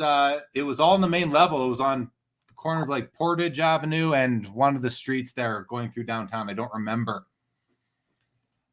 Pedro, I meant discounts for grading fees for any low serial number cards. No, absolutely not. They would never do that, Pedro. And they don't need salt. No, they're already solidified as the number one grading. They have over 80% of the market. So I just don't see it. I just don't see the need for that at all. I could see them actually charging a premium for rarer, more valuable cards as they do. Is that Spider-Man that's in blue? I know now I'm asking about things I just don't know anything about, but that's got to be rarer than the red one, right? It's probably a 50 or something, but it's at a lesser price. Well, it's also a PSA 7. I don't remember what the red one was. It was a 9. Yeah, so that's probably got a bit to do with it. But the red is also a color match, which people really like. So. And the blues maybe just don't carry the prestige as the degree that the reds do, because they weren't around at the beginning of time. So yeah, good call. Okay, Luka show. The Luka Silhouettes Prime is the better deal right now. Very good. John says, thanks for doing this broadcast. Exciting to see the auctions nearing close and the color comment. Well, thanks for being here, John. You're someone that I've definitely been aware of and look forward to meeting in person, hopefully soon. Maybe the Mint Collective if you're going to be there. Luca Show says, looks like he just woke up. And Steve, sir, good evening to you as well. Thank you for being here. Okay. There was some. Let's go have a look at some other cards that are going on, because we are still 3 minutes away from the 5-minute windows being done and moving into the 2-minute windows. Now, I wanted to pull up these two Mickey Mantles. We have a PSA 7 and we have a PSA 6. This is the true rookie card, guys. This is the 1951 Bowman Mickey Mantle rookie card. The 52 Topps is his first Topps card. Obviously, more highly desired in general by the hobby. It is an iconic card, if not the most iconic card in the whole hobby. I actually think it's kind of more important than the Honus Wagner, which has sort of been, the poster child card for our hobby for many decades. But to me, the 52 Topps Mickey Mantle is a more iconic card to me. That said, this is the true rookie, the 51 Bowman. And full transparency, I own a copy of this in a PSA 6. I have a card just like this one here. Wow. Mine's actually better centered, but I wanted to compare a PSA 6 to a PSA 7. And in this case, the PSA 7 is even more poorly centered than the PSA 6. Have a look, everybody. Here's the 7. See the wide border down the right, a little bit of a wider border on the bottom than the top, but definitely left to right. It's definitely off-centered left to right where it's easy to see. And top to bottom, it's off-center, but not quite as extreme as left to right. So this is the PSA 7. Other than centering, this thing is absolutely beautiful. Maybe a slight printing defect up there. Corners, edges, all look great. Hard to tell really any surface issues. You look at the back, a very clean back. This is the color of the backs of these cards. You've got a corner issue. There is where do we go? We've got a corner issue right down here on the back on the lower right. Yeah, definitely an issue there that is probably keeping it, along with centering, from being higher. A bit of an edging issue there. Easier to see on the back than the front. Little minor flaws, nothing that would offend me in the least, though. So that's the PSA 7. And you compare it to the 6. The 6 is, I think, has better centering. It's still not perfect. It's the other way, left to right. Top to bottom seems to be the same. Might actually be very similar centering. You know, you've got definitely a bit of additional wear on the corners. Yes, you've got wear on this corner here. You can see right there, a little bit of the surface missing. Nothing. Again, this is kind of what I look for in an old vintage card are some signs of love. And you have signs of love right here. You got a bit of an edge wear right over here. I do really like both copies, although I do prefer my personal 6 because the centering on my 6 is better than both of these cards. But all that said, the other thing I want to point out about these two copies is notice the color of the card itself, the color of the image. And I want to get them right on the same plane here if I can. So when we go back and forth, yeah. So look at this one. The 7 is a little bit lighter. Maybe less ink was applied. Look at his face in particular. Look at his face in this one, and then look at it in this one. More red in this one versus this one. I like the brighter colors for me. I prefer this version of it, although this one's very clean too. I got to maybe reconsider that, actually. I like both. This one's very nice. So, they're both nice. What do you prefer, Adam? In terms of the image, the color of the image, this one, and it could be the photography, but I don't think so. I think PWCC uses the same positioning and camera for all these cards. So I do think it's a difference in the color of the cards. But Adam, this one, his face is redder than this one here. It's lighter. Which one do you prefer? I like how you're going back and forth real quick. And it's something that I do. I actually do this in my work too. You've probably done it before, like PDFs that you want to see have changed. You can line them up and sort of toggle back and forth real quick. And just doing that gives you a real sense that there is something different here. They're both amazing cards. Like, they're both amazing. But you asked me specifically about the color, and I agree with you on the color, but I'm not bothered in either case. I will say, to me, the biggest thing is the 7. I think you're right. I think it's a little bit more off centered, but the rest of the card is just so darn clean, you know? So I would prefer the 7 in this case. I think it's a better card, but that 6 is a gorgeous 6. I'm with you. I would prefer the 7 as well. In this case, the corners are certainly the difference maker there. I think the centering is like basically the same. It actually, you look at this right edge here, it might be a tad narrower than the left edge here, which would make this. It stands out to me as better on the 6, but yeah, I don't know. Well, and it did to me at first too, but that, who knows? That could just be a design thing, or our eyes playing tricks on us. We'd have to measure. But in any event, it's nice to look at a 6 and a 7 back to back. So the 7's at $80,000 or $96 with the buyer's premium, and the 6 is at $48. So 48 versus 96. You know, for $50,000. Give me that 6 all day long, and I'll spend 50 somewhere else. Just me. Again, I do believe in buy the best you can afford, but I've always had a bit of an issue with that statement, because listen, sure, maybe I can afford the more expensive Mantle here, but then I can't buy anything else, right? Yeah. So, you know, I like to buy what I can afford, but leave me some play for some other items as well. And we are now into the next level of extended bidding, the 2-minute windows, guys. And we have Jesse Craig has joined us. He is in the back room right now. We're going to bring him out. Jesse, we'll give you about 30 seconds. I'm going to go through the comments that have come in, and then we're going to bring you on. So going back to the comments right here. Sean from Victory Investment says, of the 51 Bowman, I like the 6 better. Good to hear. I respect that opinion for sure. And Sean, thanks for being here. Obi Toppin won the slam dunk contest. Good to know. The Highlanders has the gold medal game getting ready to start. Very awesome. Super Spurs fan. A question for Adam. What can Fanatics do to revive the market of inserts? I want to bring back the love for inserts like we had in the 90s. I mean, I think, Adam, answer that, but quickly if you can. There's a very strong following of inserts right now from the Panini era. People are really gearing up to, for that. So for that to come to an end. So I would say watch those carefully over the next little while. There you go. Larry says that the grades on the Mantle should be reversed. Although, Larry, when we looked at the corners, I don't think that's the case. But I hear you. Sean from a Vintage Noob says, what makes the 52 Tops Mantle exponentially more valuable than the 51? Demand, iconic image, more traditional size card, even though it's oversized compared to today's cards. First Tops card, high number, very rare. Many were dumped into the Hudson. So lots of reasons for that, Sen. And thank you for joining the show.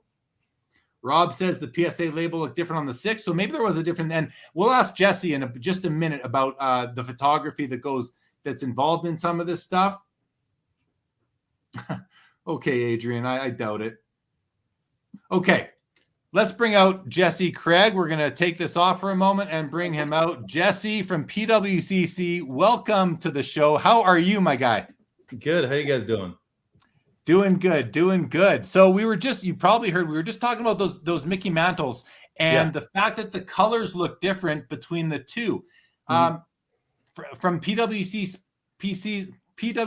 perspective, is that a difference in the card, or could there have been a different environment when you guys were photographing these two cards? No, imaging is something that we take very seriously, and we spend a lot of time to try to perfect it. So every card that you see imaged is used under the same circumstances. So if there's a color variance on a Mantle, on a 51 Bowman Mantle, then it's going to be the card. It's the actual print on that card, not the photography. Yeah, and that's what I thought. So then if there's a slight difference in the color of the PSA label, same thing, that's a PSA printing sort of thing? It's possible that those fade over time depending on the lighting that they've been exposed to. So the lighting that we have as a company is consistent. We actually, at one point, I think it was 2 or 3 auctions ago, we found an inconsistency with before the auction launched with one of the cards, and we reshot every single card in the Premier Auction to make sure they were all shot under the same lighting. Okay, very cool. Very cool. So why don't welcome again, Jesse. Why don't you just let people know what is your role with PWCC? My official title is Director of Business Development. So I kind of lead our sales team that we have here, and I'm also part of our leadership team at PWCC. So I'm one of 6 people that makes all the decisions for our company, minority owner, all that good stuff. So we've got a lot going on, and it's been a wild 6 months, I'll tell you that much. No doubt. How long have you been with the company? Just over 3 years, officially. Over 3 years. Yeah. Good stuff. Adam, any opening comments or questions for Jesse? Just a quick comment. I was talking to one of the reps at PWCC the other day, and he talked about how much stuff you guys have going on. He said, I think about that analogy you've probably heard of before about like flying a plane and building it at the same time. And from my perspective, that's exactly what you guys are doing. You're doing, you mentioned the imaging. I'm not saying anything new here. You guys have easily the best imaging of everybody. I don't think it's close. And I know you guys are working on so much stuff right now. So I'm just excited to see, kind of what things you have coming up next. And because it always feels like there's something, but if there's any hints you could give us on that tonight, obviously that would be cool. I don't have a lot of hints to give. Let's just say the next 6 months, there'll be quite a few things that are going to come out. We've been working on a lot of things for the last 6 months. Obviously we had to, the departure on eBay, that was a massive pivot that actually put us behind the 8 ball on a lot of things that we wanted to do. It fundamentally changed our business in the way we did everything from the actual auction to operations to accounting, because everything was tied in through a third-party company that we no longer associate with. So we had to change everything. Kudos to my team. I can't imagine another company that could have done it, to be straight with you. Everybody worked crazy hours. We did everything that we could in our power to make it happen. And, I believe we accomplished what we wanted to. And now we're completely independent. We control everything, which has been a blessing. And, it was that cord that's very difficult to cut. But once it was done, we onward and upward, and we're going to keep building, and we've got a lot of stuff in the works. I got to ask, what about an app? Right now, the PWCC app, and maybe there's been an update that I'm not aware of, but right now the PWCC app is kind of more geared towards sellers to see what they have in their vault and what they've sold, what they might have selling in that. Has there been progress on a native app for the Premier Auction and the weeklies? Well, there's something I can tell you then. Yeah, we will have bidding available through the app in the very near future, a matter of months. It's something we've been working on and something that will be up and ready to rock here pretty soon. Okay, that's I think that's big news to me. That's going to be in your mind. Is that going to be a game changer at all? Is that going to change the amount of bids you anticipate coming through? It's possible. I think it just allows people to bid however they prefer. It's more of a preference thing. I honestly typically bid on a computer if I bid in an auction anywhere. I don't usually use my phone. But look, we're in a mobile age where a lot of people do use their mobile devices. And so we want to make sure if that's their preference, then we have that available for them. Yeah, right on. Well, Boston Authentic jumps in and says, Jesse is the man. It even says it on his business cards. I don't know about that. Lee says, thank you for saying the 51 Bowman is Mantle's rookie. So many people say the 52 Topps is his rookie card. It is not. It certainly is not. But so many people, you're right, Lee. So many people do say that. Jesse, let's get your thoughts on that. I mean, we often see cards on various auctions having the word the RC designation in the description or in the title for cards that may not actually. And I think it's an evolving thing, but for some cards that may not be true RCs. What do you like to you? How do you guys see the 52 Topps Mickey Mantle? Do you ever call it, or do you ever refer to it as his rookie card, or do you recognize it as his second year card? No, we don't call it his rookie card because it's not, right? It's really that simple. And I actually think the 51 Bowman Mantle is extremely undervalued because it is a true rookie. I mean, I understand the brand that Topps is. I understand the high numbers. It's a vertical card, not horizontal, and the iconic image of the card. But to me, I mean, the 51 Bowman Mantle is a fraction of what it should be. It's a true rookie, same year as May's rookie. I mean, it's a gorgeous card. They even remade it with a 52 Burke Ross the next year because the image was so great and the card was so great. So I just think that the 51 Bowman Mantles have a ton of room to grow.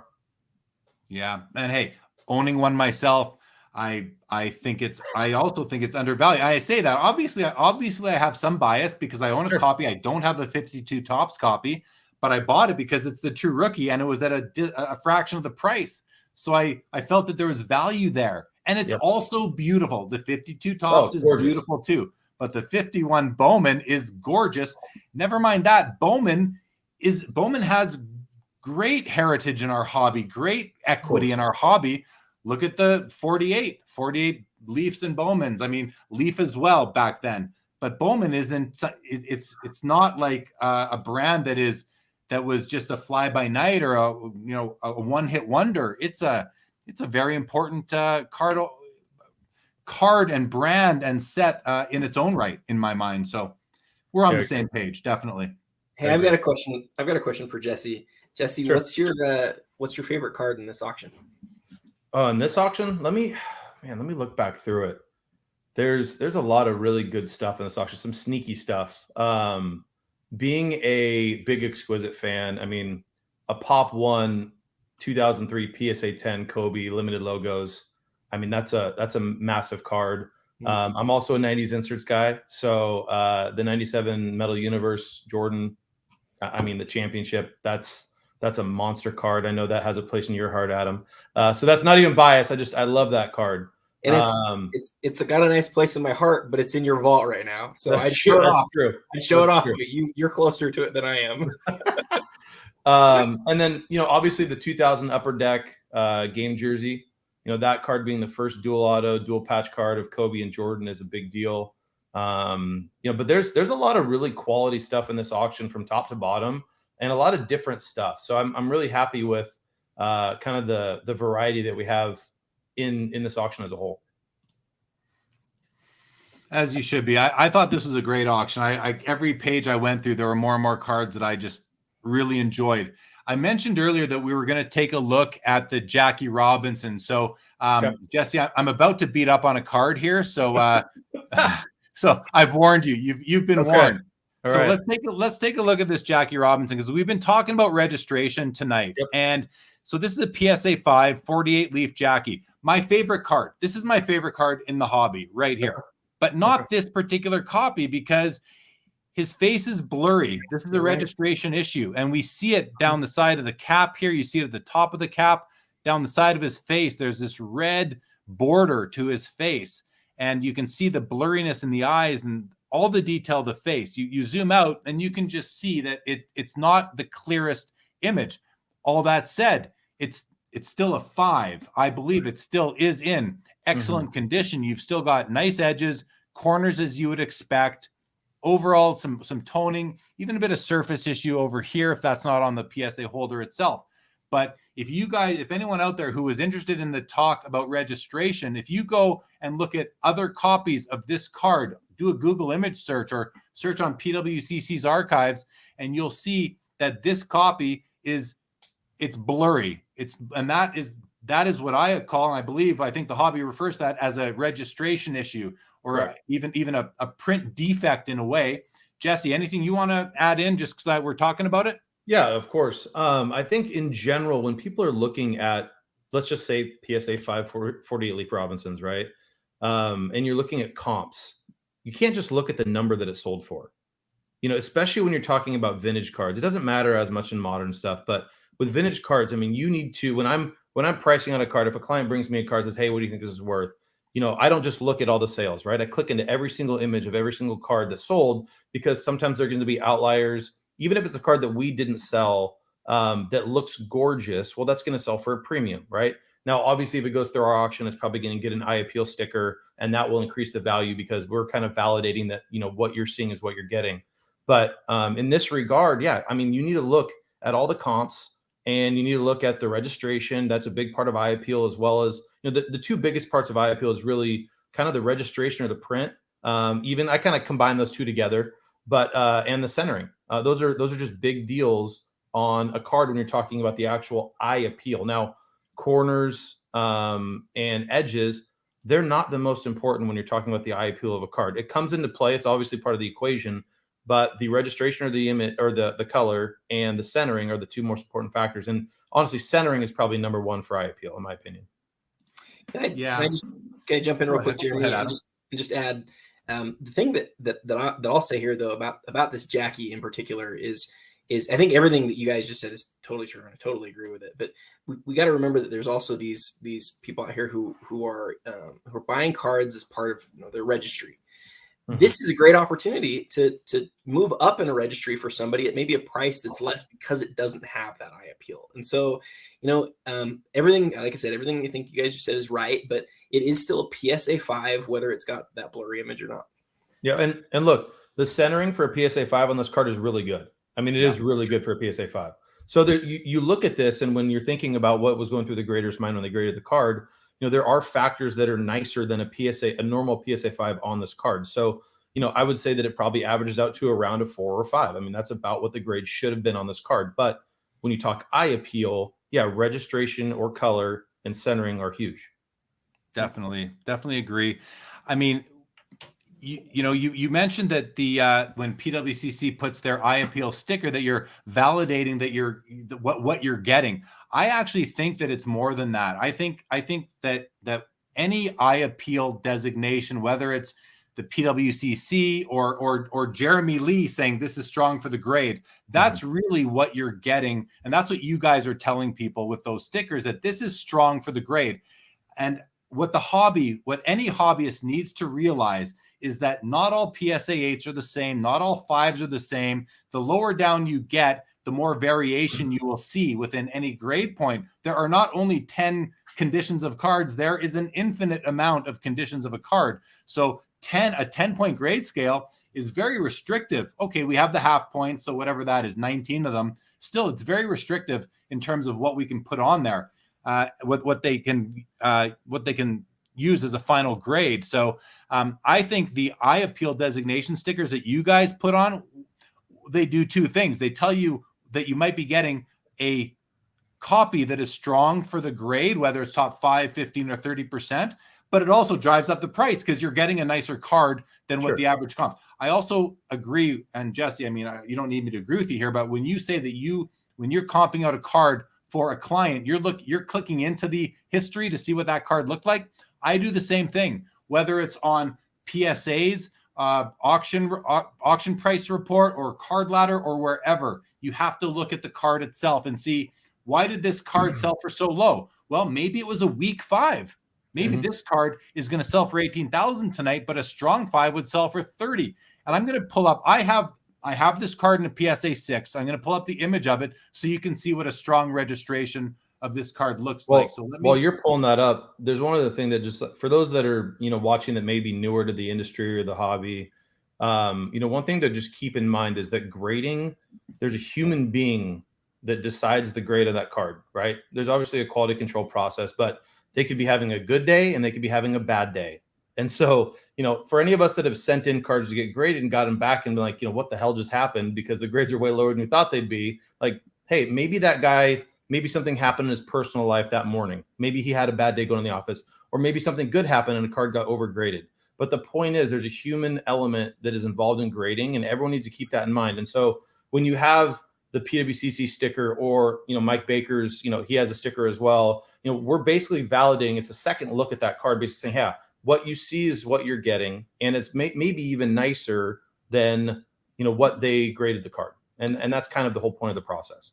And it makes perfect sense. Sorry, Adam. It makes perfect sense, because the technical grade can sometimes be very disconnected to the eye appeal of the card. And we, as humans who collect cards, we're not looking at them under extreme magnification. We're looking at them with our naked eye most of the time. So does it really matter if there's a flaw that you can't even see, but that's going to bring the technical grade down a point or two? So having that opinion. Now, there's a few comments here I just have to get to. Dave Bolleton says stickers on slabs are a joke. Maybe we can slab the slabs. He says my 8 has a double slab 3 sticker hologram approved grade, and maybe people can use their own 2 eyes. So I got to pick on you a bit here, Dave, because it's a very Dave seems grumpy. Well, it's sure it's grumpy, but we have grumpy in the hobby, of course. But really, it's a lack of understanding that there is more to a card than the grade that PSA puts on it, and it has to do with why cards grade out the way they do. So to say that even if you go to a vendor at a card show named Jeremy Lee, who's going to tell you, look, I'm going to sell you this card, or this is my card, it's for sale, and I'm going to tell you it's strong for the grade. Now, some people will say, well, you're going to tell me every card you have is strong for the grade. Well, no, I'm not going to. Maybe some vendors will, but I won't. So if I'm going to tell you, and I know for myself that a card is strong for the grade and I'm willing to spend more on it, well, then why couldn't a PWCC or a Mike Baker have that same opinion and put their sticker on it that is strong for the grade because they've seen many, many copies? So it's, part of it's an education process too. So, we are trying to grow this industry and this hobby, right? Because it benefits everyone. And I know that the old school hobbyists and collectors sometimes get frustrated with that because cards get more expensive and sometimes they're harder to obtain. But, especially in my position, that is my job. So I will speak in that regard. And education is a big part of it. And so these stickers, what they really do is it's an educational process for people too. So if you watch enough auctions and you watch enough cards that have stickers on them, and you look at the difference for cards that have them and don't, you can start understanding why the eye appeal really matters and what we're looking at and why we sticker cards. So education is a big deal, Dave, I think. And hopefully you understand that, even though you might not like them on your slabs. Well, I think there's a lot of people that really go after them and that do like them. And the other thing to this point here, where he says maybe people can use their own 2 eyes. Well, that's like saying, well, maybe you can diagnose your own disease, or maybe you can do that. Like, there are people who are experts and people who are not. There's a lot of new people in our space right now who don't know what to look for eye appeal. Maybe they don't know what a strong 5 is. So to get that second opinion, they're outsourcing it. It makes a ton of sense to me.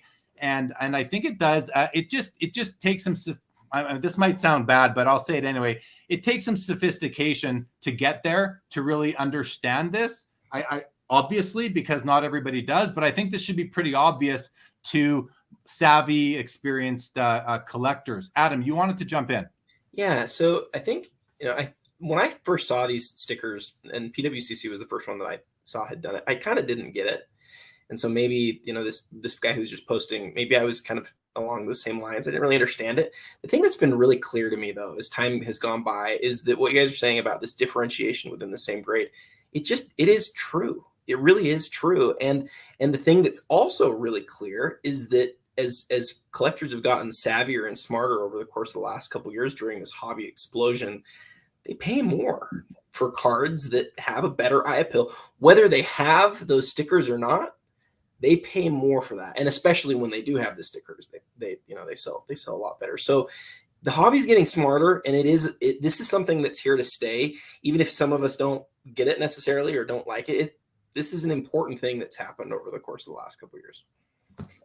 I just saw Dave's comment. Who believes PSA graders know squat about cards? It's actually pretty funny.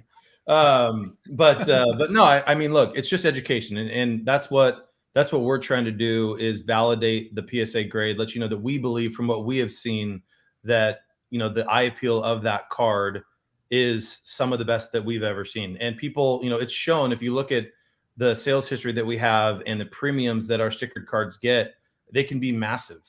So it's really a big deal, to be honest.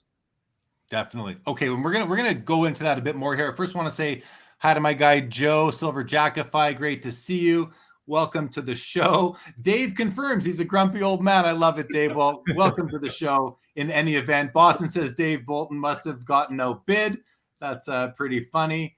Good evening, Kurt Renault. Glad to have you here. Chris says Dave got zero chill.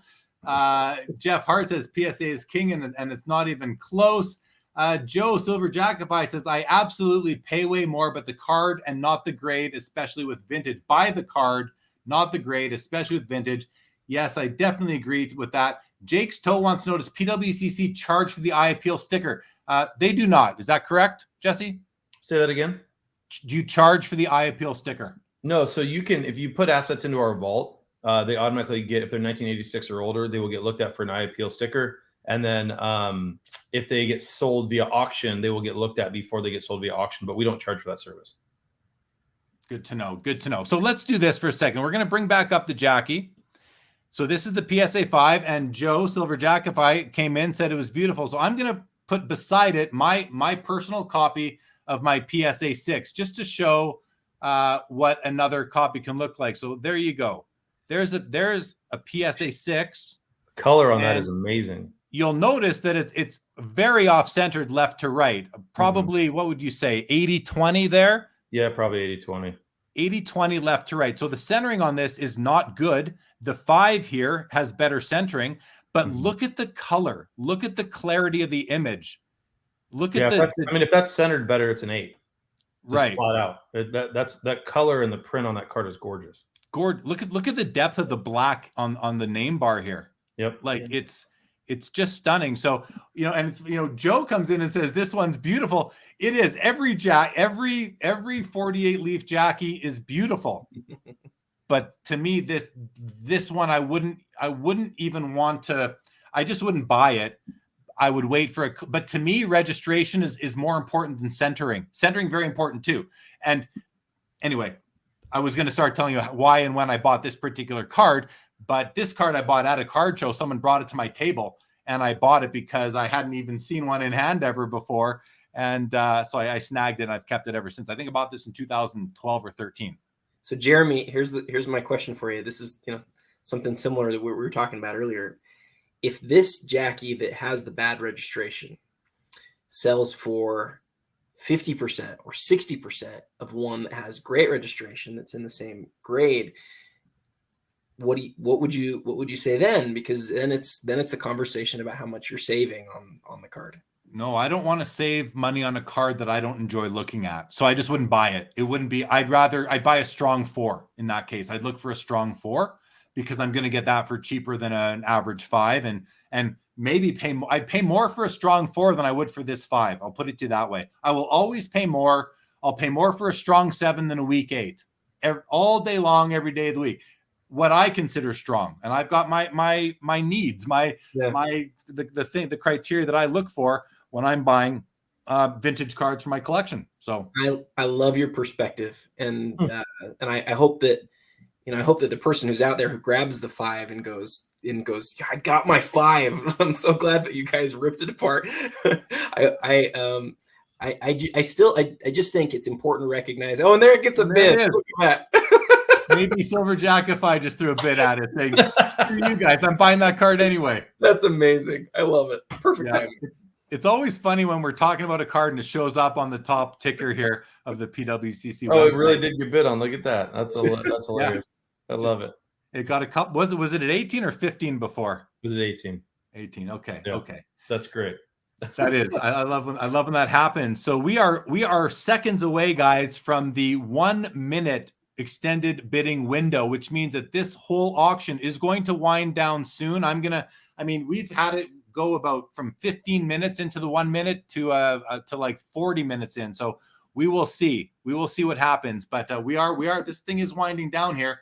Let's go to a few more comments. This is Omar brings up, just like what you were asking me, Adam. Yeah. Wouldn't you still want to buy a week 10 if that 10 is hard to come by or has a low population? I mean, it depends why I'm buying it or collecting it, Omar, but no, I'd rather buy a strong 9. I mean, I don't want a weak 10 unless I'm not bothered by the element that makes it weak. But so right?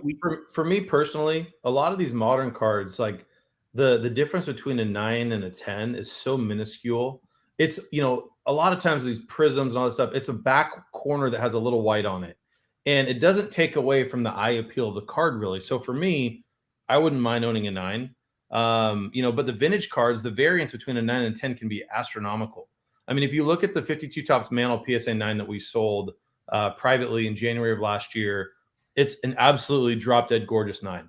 And I've seen there's 6 9s, and I've seen 5 of the 6. I don't know what the 6th one looks like, but it's not even remotely close. That 9 is nicer than the other ones, like hands down.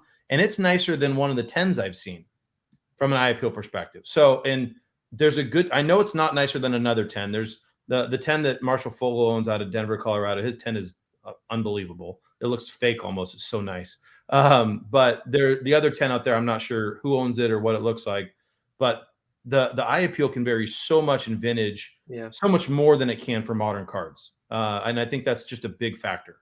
And that's got to do with the technology that was available back then versus the technology that's available now, right? I mean, sure, things have just gotten that much tighter. Here's a great comment from LGC. This will be for you, Jesse. And hold on, I'm just going to try and change this so that we can see us while we are looking at the comments. Okay, now my face is cut off. That's okay. If education is part of the stickers, then shouldn't stickers be symmetrical? That is, they should include poor for the grade. The PSA 8.5 Gretzky from the last auction that Jeremy thought was offensive. So wait, I missed what happened last auction. There was a PSA 8 O-Pee-Chee Gretzky and a PSA 8.5 O-Pee-Chee Gretzky, and the 8.5 was not good. It was either way overgraded or the 8 was under. It was just not a nice 8.5 overall, Mm-hmm. and sure. There were things about it that I thought were just like, I wouldn't put this in my collection, even at like, well, sure I would to flip it, but I wouldn't put it in my permanent collection for half the price. So what he's saying here, though, is that if you're going to give a high eye appeal designation, should you not give a low eye appeal designation? Now, I get it. Look, I get it. The answer is actually pretty simple. We can only do so much. We're not grading the card, right? If we're doing that, we might as well grade the whole thing again. That's really what it comes down to. We can't have 17 stickers that we give these cards, A, B, C, D, E, F, G. We can't go with the whole gambit. So we highlight the nicest ones that we see. And then that if it didn't get stickered, then we either think it was close or it's not, but it falls into the lower 70%. And this is a free service that we offered. So, maybe if we charged for it, I don't know, maybe we could do that, but we can only do so much. Well, and the other thing is, you still have to look out for your clients that are selling. It undermines cards. the auction process. It does. Yeah. I mean, that's the elephant in the room, right? Like that would undermine the auction process for a auction company. And so, for a slew of reasons, we'll never do that. Well, it is a fair point, though. It is a fair point. It's a fair point. But an auction company's job is you guys are salesmen. It's to sell the cards for your consignment, for your consigning sellers. And you look at any auction in the history of auctions in the sports card world, because that's where I've put my eyeballs on all sorts of catalogs over the years. They never highlight the weaknesses of the cards. They highlight the strengths of the cards. Sure. Now, is that right or wrong? Leave it to you. But again, as someone said earlier, use your own two eyes in some cases, right? So, and if you're not qualified to, you might learn a lesson. You might pay to learn a lesson. There you go, Adam. Ooh, another bid on the championship Jordan. PMG. That's Saw now that at come 325 out the door. Heyo. Pretty crazy. Adam, before this started, what do you think the over/under was on that card? I was telling Jeremy, I know you guys did a sale like 6 months ago, same grade for 200 grand. And the Jordan market's done some really interesting things since then. And there's multiple people who are really stacking these real grail cards. And so I didn't have any idea. I knew 200 was going to get blown past, but it's cool to see it. It's definitely cool to see it at 270 plus the BP. Yeah, definitely. Okay, I'm gonna roll through some comments here, guys. Jamie Flores just got here. I'm not bidding on anything. Adam, are you bidding on anything? I bid on like 10 different things, but I've been buying so much stuff. I gotta say, there's a Mikan. I just want a really nice Mikan, and there is another really nice Mikan. It's a nice one. It is a nice one. I've seen in person. It's tough not to, but you got to save sometimes, and that's where I'm at right now. Julian says, "Can I remind you what scanner I use for my photos? I use the Epson Perfection V550, which I think there is a newer version. Rock Latex, thank you on the Jackie. Joe says, yeah, side by side with your Jackie 6, not as beautiful. Very good. Shane says star cards are huge eye appeal cards, right? Because the centering is off on them. Yep. I actually want, if I ever pick up a Star 101 Jordan, which I'd like to, I want it to be off centered. That's actually important to me that it is off centered. I don't want a centered copy. I'd love like a BGS 8 where the centering is a 7.5 and everything else is a 9.5. That's my perfect Star 101. John says, right on, collectors care about look because like you said, you enjoy looking at it. At the end of the day, I want to enjoy looking at my cards for sure, Joe, for sure. Dexflow says, silver, great Saturday night SmackDown. Jake's Toe, I know exactly what you're talking about. I've been searching for an 80 Topps Henderson. Haven't found the right one that suits me yet. I love that. I love that Jake's Toe hasn't found the right one that suits him yet. That's how I approach it. There's a Willie Mays PSA 7 in this auction right now. It's beautiful, but it has one thing I don't like. It's got that line through the middle. Jesse, you know what I'm talking about, the 51 Bowman Mays. Many of them have it. The card it's a blazer. It's from Chris Sewell's Blazer division. However, it's got the line, a faint line through it, which means I'm just not going to add to my collection.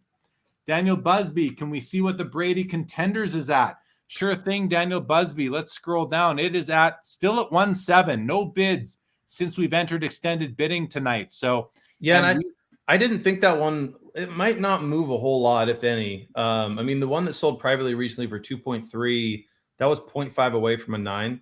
So the subs aren't quite as good on this one. I honestly thought this was a really solid price in general for the card where it's sitting now. So if we get another bid, I'll be super, super happy for the consigner. But I believe it's actually at a good price right now because it's over 2 million with the juice.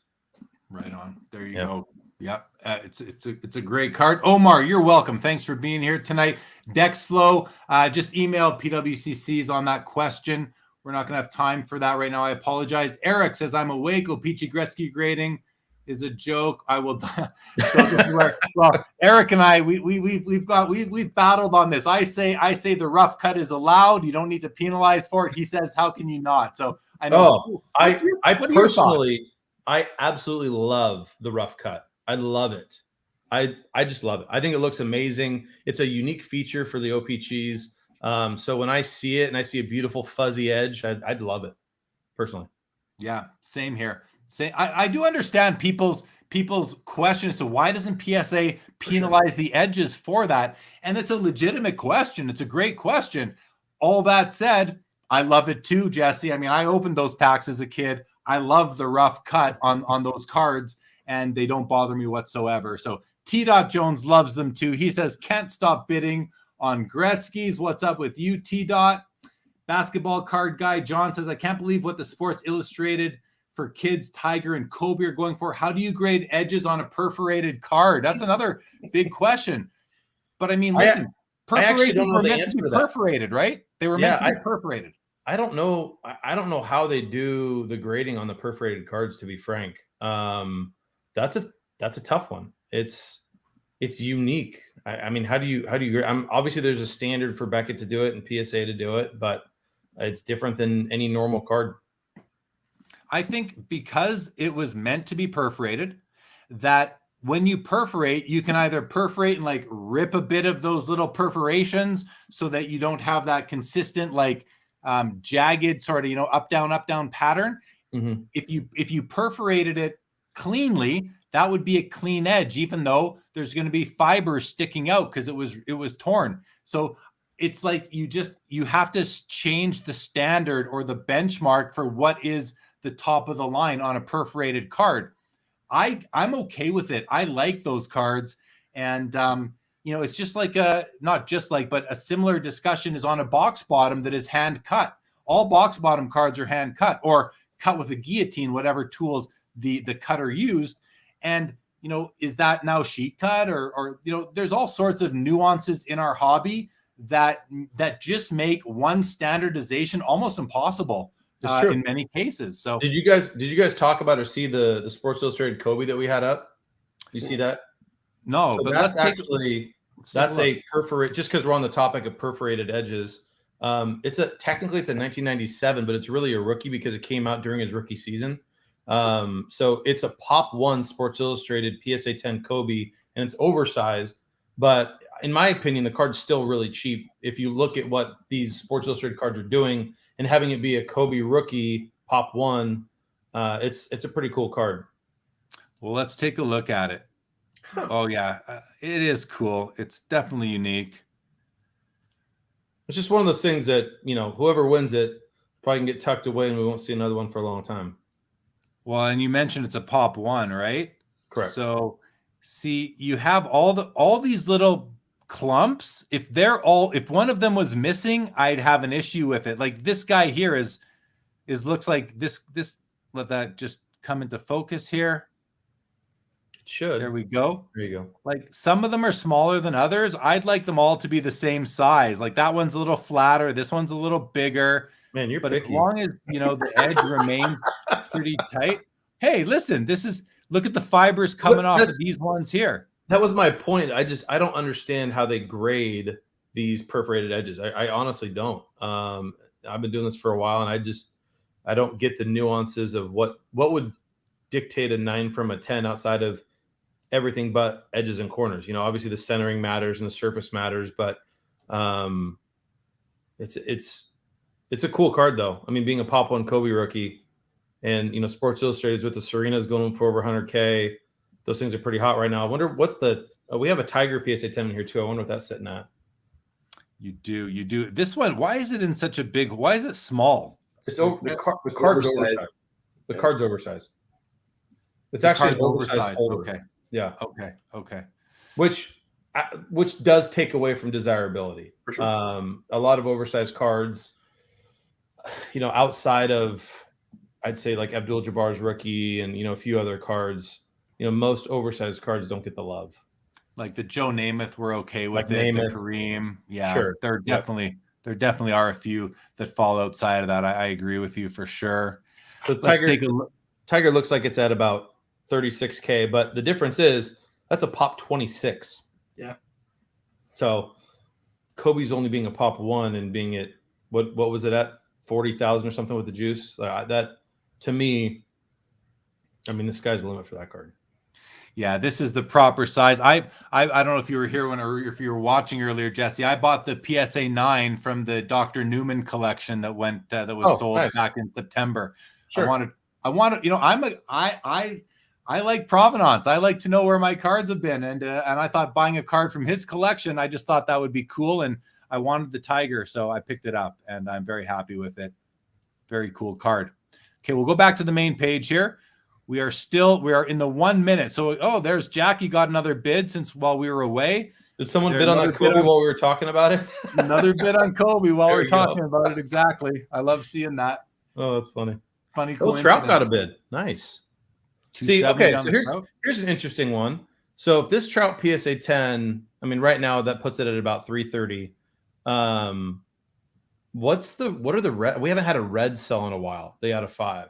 What does that put? Because I think the last red sale was just under $1 million, around 900 something thousand. But if a gold out of 50, granted it's a PSA 10, what does that put those reds at? More, Well, but golds have so obviously much. it's more than what it sold last time, but the deltas on some of these, from the orange, because there's an orange variation at 25. So, the oranges are usually double what the golds are, and then the reds are a variable above the oranges, 3x or 4x. So, I mean, that puts that red in the stratosphere, to be honest. It could. Look at this though, very quickly, because I don't like going to the 360, but look at look at that. The color that you notice when you actually like move this card around, it's so much nicer than the flat scan, right? Yeah. You just can't tell how well, nice a lot of shiny it is. A lot of those refracting cards, if you pull up the championship Jordan, the 97, I bet you that card looks pretty sweet in the 360. Let's take a look. Let's take a look at that one then. While that's loading, we're gonna scroll to the top, and I'm just gonna go to a couple of comments here. T-Dot says, "Rough cut is gangster, original and vintage." I love it. Simon says, "It's not a PWCC watch party until Jeremy examines a Gretzky, OPG rookie, and Adam bemoans how he doesn't have a nice mic in." I love it. I love it. Jake's Toe, "I know my perforated tops basketball aren't worth as much had I left them untorn." That's true. That's again a unique case. Birds on the Bat said, "If those perforated edges bother Jeremy, he would throw up a watching me rip a sheet of paper out of a notebook." I definitely would. Show Your Slabs Now says they grade every little perforation. Interesting. Latrell, welcome to the show. Eric says, "How is this SI card different from O-Pee-Chee? You have different opinions of them, but they are the same. Nothing but love for you, though." It's okay. Eric, as I've told you 100 times, Eric, you're entitled to be wrong. It's okay. You're entitled to be wrong, my man. We're pals. It's all good. It's all in good fun. Skeppy, welcome, says they're looking for the clean perforation. What you don't want is any bends in the perforations. Okay. Interesting. Good point. Lee Haskins, "I think the grade factors also are different on the value of the card, which makes the grade and factors continue to skew." It's a theory. It's a theory. I don't know it's a theory. We'll leave it at that. Goes on to say, "I think the higher the value of the card, the registration and surface is most important." Because that's where those things are the nuances are more important, I think, at that, because there's fewer other things to discern where they're going to fall. More, we pretty much all we know when we say more to the red trout. Boston Authentic, "Can this clock stop? I want to win my card." Well, good luck to you, Boston Authentic, on winning your card. Let's have a look now at the PMG Jordan in 3. Oh, see, there you go. You see it right. Baby. You see it right there, there. That's sexy. Look at those things revolve around the center. Oh, you don't have to tell me twice, Jeremy. It's that Chicago backdrop on that card too. I mean, it's everything. Oh God, I love that card. So Jesse, let's ask you then. What do you prefer? What card do you like better aesthetically? This card or the PMG red Michael Jordan from 97? Oh, that's a tough question. The red is so iconic. And it really pops when you hold it. Oh, I don't know. I have a thing for the design of the background of this card, and when you hold it in your hand, because I've been able to actually hold Adam's card in our vault, and I've held other examples of these, and maybe it's also because I've held some PMG greens, and I've been spoiled by those, because I'm telling you, nothing compares to a PMG green in your hand. It's that the vibrance of that card is wild. But I would probably say I like the championship more, just to be frank. And it has nothing to do with the fact that we're auctioning it right now. We've auctioned many reds before. I love the design of this card and the way the light hits it. I know that, Choice kind of ripped off it a little bit with their circles in the background and whatnot. But I think those look amazing as well. So I really like the design and the way it looks when you hold that card in your hand versus just a really vibrant red. So there we have it, Adam. There's another vote for this copy over the red. I mean, you can't deny the beauty of this card. I've held this card in hand as well when I ran into Adam at the National in 2019. And back then I wasn't as informed as I am now. but I did notice the beauty of it. And I was also going to say, Jesse, how often do you go visit Adam's card in the PWCC vault? I probably pop down to the vault once a day for different reasons, but not necessarily to just go look at cards. There's usually a task at hand, but that is the beauty of what we've done is, we have our own vault in our facility. My office is literally on top of it, so I can walk down the stairs and go into it during the day. That's the difference between, our vault and our competitors. I know one thing about your vault that you've mentioned to me before, Jesse, is that there's like a section that's like extra, like an extra vaulted section. Mm-hmm. Do you want to talk about that at all? Well, we have a vault in our vault. So for cards that are over a certain threshold of value or, other assets, because we do have some high-end memorabilia, video games, comics, those kind of things, they are in a separate vault within our Class 3 UL-rated vault. So it's just another layer of protection in our facility between the really, really, really expensive stuff and the door. Is my Jordan in the really, really, really expensive? Okay, it is, sweet. Yeah, it is. Sweet. Where's my card? Where's my card? I love it. Okay, let's go back to the main page, see what's going on here. Luca and TRPA with the latest bid up to 105. Nice. He's been on fire. Holy moly, that guy. Another bid on the Kobe that we were talking about. Mahomes. There we go. Okay. Mahomes still getting love, which is great to see. Let's be real. For the Mahomes, maybe the Mahomes were too expensive out the gate before the season started this past year. But to see his cards not get the love that they should probably get over the last couple months has been disappointing. People forget very quickly how good this guy is, and going to back-to-back Super Bowls, winning one of them. Who was it? Somebody on TV didn't have him in their top 5 quarterbacks. One of these ESPN analysts, and I don't know how in the hell that's possible. I have no idea how that's possible. Of all time, or this year, or current? This year. Didn't have him in the top 5. He's Brady, top 2. Brady, Rodgers, and then it's the young guys after that, right? I mean, he's got to be top 2, 3 at the absolute worst. Bias. I guess.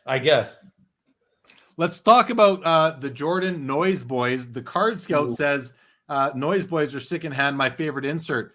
What's cool about the Noise Boys inserts, and I don't know if the Card Scout knows this. I don't even know if you know this, Jesse, but you can take a Noise Boys in your hand, and you could literally take a finger on the top edge and the bottom edge, and bend the card together, and it'll meet. You can bend it, you can fold it, and it'll pop back into shape. Why does anyone know that? Why would they ever do that to a Noise Boys? Gene McLeod, who designed the cars with Arena Design. Oh, Gene did it? I had her on the show. Okay. Back in, I believe, last year, and she showed us she had one. She showed us that you can do that. And if Gene did it, that's fine. I thought someone was like trying to ruin the card, testing its durability. Gene did it herself. She designed it. She chose the stock, and she said, yeah. And when she showed, I was like, what are you doing? What are you doing? Stop. And it was pretty awesome. So there's a bit of trivia there for the Card Scout and everybody else on Noise Boys inserts. Well, and one thing real quick on inserts and die cuts, they do not get enough love. Die cuts don't get enough love. People don't realize how much more difficult it is to have a die cut in high grade because there's so many extra shapes and corners and weird nuances to the cards. And I think die cut should actually go for a premium. They don't seem to these days unless it's a rare 90s insert. But when you have a variation of even these more modern cards that are die cut, they seem to go for less than the full version, which doesn't make any sense to me.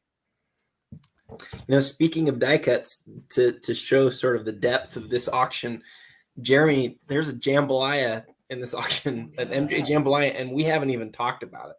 That's right. We haven't seen it come across the top either. Has it received a bid yet? In extended? It has, yeah. And it's just that we were looking away. It was when we were talking about something else. Well, let's go. Let's bring that up because I think we both have a vested interest. We both have a copy of this card, and was it 60 at the beginning? I believe. I thought it was at 50. Maybe I'm wrong. Maybe it's my mistake. It might have been. In any event, this is a BGS 9 60,000. I do love this card. I have a 9.5. I love it. This has 8 edges, which is, if you're buying a jambalaya and the worst grade is the edges, the worst subgrade is the edges, I'm okay with that. You kind of expect it a little bit. It's just so common. It's on the back. It's on the back on and this it's on the back. It's also always pretty much always on the back. Doesn't that feel a pretty strong price for that card in a It BB9? does. It is. So let me talk about this one real quick, Jeremy. This card is one that if you look at the front of it, is just money. But if you look at that back bottom edge, you go, oh, I see why it got the 8 subgrade. And so, this is an interesting. I know you guys don't do eye appeal on a card from 97, but like the front of the card is just fantastic. It's got the right grade though because of that chipping on the bottom. It's just, you're paying less than half of what a 9.5 is going to go for though, and that might be a great deal for somebody. Well, this is a copy to buy for the money. And the reason I say it is because the damage is on the back, which is where you look the least. And it's on the edges, which jambalayas are going to have edging issues. So, I mean, instead of spending double this on a 9.5, this is a pretty nice compromise, I would say, for somebody who wants a jambalaya and, is okay with that bottom edge damage. Otherwise, the centering is fine. The surface is as good as it's probably going to get. There are no corners, so they default to 10. But I just love the image of him. The centering actually looks off the card. Oh, is it just a little off top to bottom? Yeah. Is that what it is? Yeah. I'm just looking on your feed through my computer, so it's kind of hard to tell. But colors spot on though, and we've seen some others that have been auctioned where the color's not. The color's right on this. Like it fades a little bit. I'm noticing centering this way too, a little bit thicker up here to down in the corner here. So almost a bit of a shift down into the left, I would say. But a good call out, Adam, to take another look at that. We're still at 1.7 on this card, 300 on the Kobe. Oh, so that Trout's haven't moved. Trout's at 310. That means it's about 370 with the BP. Yeah, good number. 372, I think it is. That's a great number for that card. The card that's surprising me right now for where it is as far as these top cards is the duel that we talked about at the beginning. Mm-hmm. I'm at 220. That feels like a pretty good deal. I don't disagree. I think that when we got this card, I thought the over under would be roughly about 3.25. I thought that's kind of where it would finish. There was the example that sold in Heritage in April for just over 500K, but that was kind of during the peak of last year. Yes. It had a 10 auto. It was 8.5 with a 10 auto, I believe. And the 10 auto that's a big deal on this card. So, it's possible that it would be like 265 right now, basically. That's a little bit below where I thought it would end. So we'll see if it gets a bid here in the next however long, 15, 20 minutes this auction runs. And, hopefully for the consignor it does that. Well, let's see what's going on up here. Look at that. Kobe's taking off. What do you want to talk about next, Jesse? Yeah, I guess, right? That wasn't my intention. I just thought it was a cool card. You just highlighted something really interesting though, Jesse, and that is that as you talked about this card, it did bring it to life a little bit. Like I looked at it and I went, I don't even know what that is. I didn't even think about it. Sure. But then when you mentioned SI, I thought of all the other SIs. You think about how plentiful they are compared to this one. It's relatively unknown and it's a pop one, and suddenly you go, oh geez, this is pretty cool actually, and so that's why the storytelling around cards is just so important. And you can bet that there's going to be people who have the card raw that now we're going to look back and go, oh, I want to try to make this a pop 2 card. Yep. And hey, shout out to what you do with your magazine that does a lot of storytelling, because it is super important. And speaking of storytelling, another really cool piece that just got bid on is that 3-card exquisite set. Yes. That set should be worth over 100K. Coming in the box like that, all of them getting 9 grades is actually really, really difficult. And the one on the right that has the black with the red stripe through it, that's really hard to get in any 2 color. Most of them are just black. So getting a second color in that card is actually really difficult. But that exquisite set is really cool. The patch auto is gorgeous. I know. Yeah. They're so sweet. I love that. Just with how important exquisite is, and being able to buy a box like that and get, a 3-card set, having all of them come back in good condition and 9s, it's a really, really cool piece. And the fact that the box itself is autographed and hand numbered. Yeah, that is very, very cool. I really hope that thing takes off more, to be straight with you, because that thing, it should be worth more. Look how young Tiger looks back in know. 1996. Hey, like just a baby. It's barely older than his son now. Just nuts. Just nuts. Okay, couple more comments here. Charles wants to know: Are you guys PWCC? Will you be able to take cards at Culture Collision this week? Oh yeah. We'll be there Friday, Saturday, and Sunday. We're accepting vault submissions, auction submissions, premier submissions, all that stuff. So yeah, we are 100% able to take anything you've got. Good stuff. D Nick says Mahomes is good, but realistically, he may never win another Super Bowl. That's definitely realistic. Omar says PWCC eye appeal is so critical since you don't have the card in front of you. Doesn't matter how great the photos or the 360 view is, you can't tell what's in or on the case and what's not, like scratches. So good point by Omar. Jake's Toe says, can you drop off and pick up your cards in person at PWCC? Yep. You just got to reach out. If you don't have a sales rep, reach out to our customer service team and they can put you in touch with one of us, but we can schedule a in-person drop off for sure. There you go. Thank you for that. I'll just say too, for anybody who's going to submit, a good part of their collection or a high end piece. Jesse hated me because for a couple of, he's gonna laugh about this. For a couple of weeks, I asked Jesse like questions every day, like how do you do this? How do you do that? I was so annoying when I sent my collection in. When you put together a box that has, a huge amount of my net worth was in this box, and I just wanted to be really, really, safe and thorough. Yeah, thorough. I did, and so I was thorough, and I asked Jesse, I get it. But yeah, that you guys made it as easy as you possibly could have for me. And to add one other comment to this, the poster Omar, who just said, you need to be able to see what other people think when they look at the card. When you see the 3D images of the cards on your vault, in some ways, I'm not just being a sales guy here for you guys. I'm not getting paid to be here or whatever. Like, you can see the cards so well.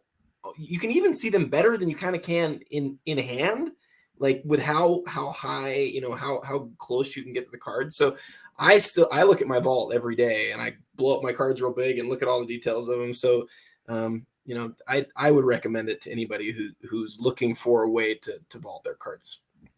I appreciate that. Well, yeah, I mean, the imaging is excellent.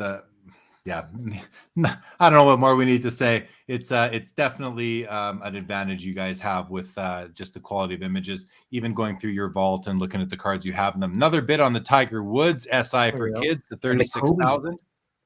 That Kobe too. It's the SI for kids auction, Jeremy. Who knew? Well, for the last half hour, We're 32 minutes already into the 1 minute extended window. So, but as always happens when we do these shows, Adam and Jesse as well, is that all of a sudden we notice the clock gets down to the final 5 seconds and we kind of hold our breath and see if it's over. Hey, Jeremy, real quick. Sorry to jump in.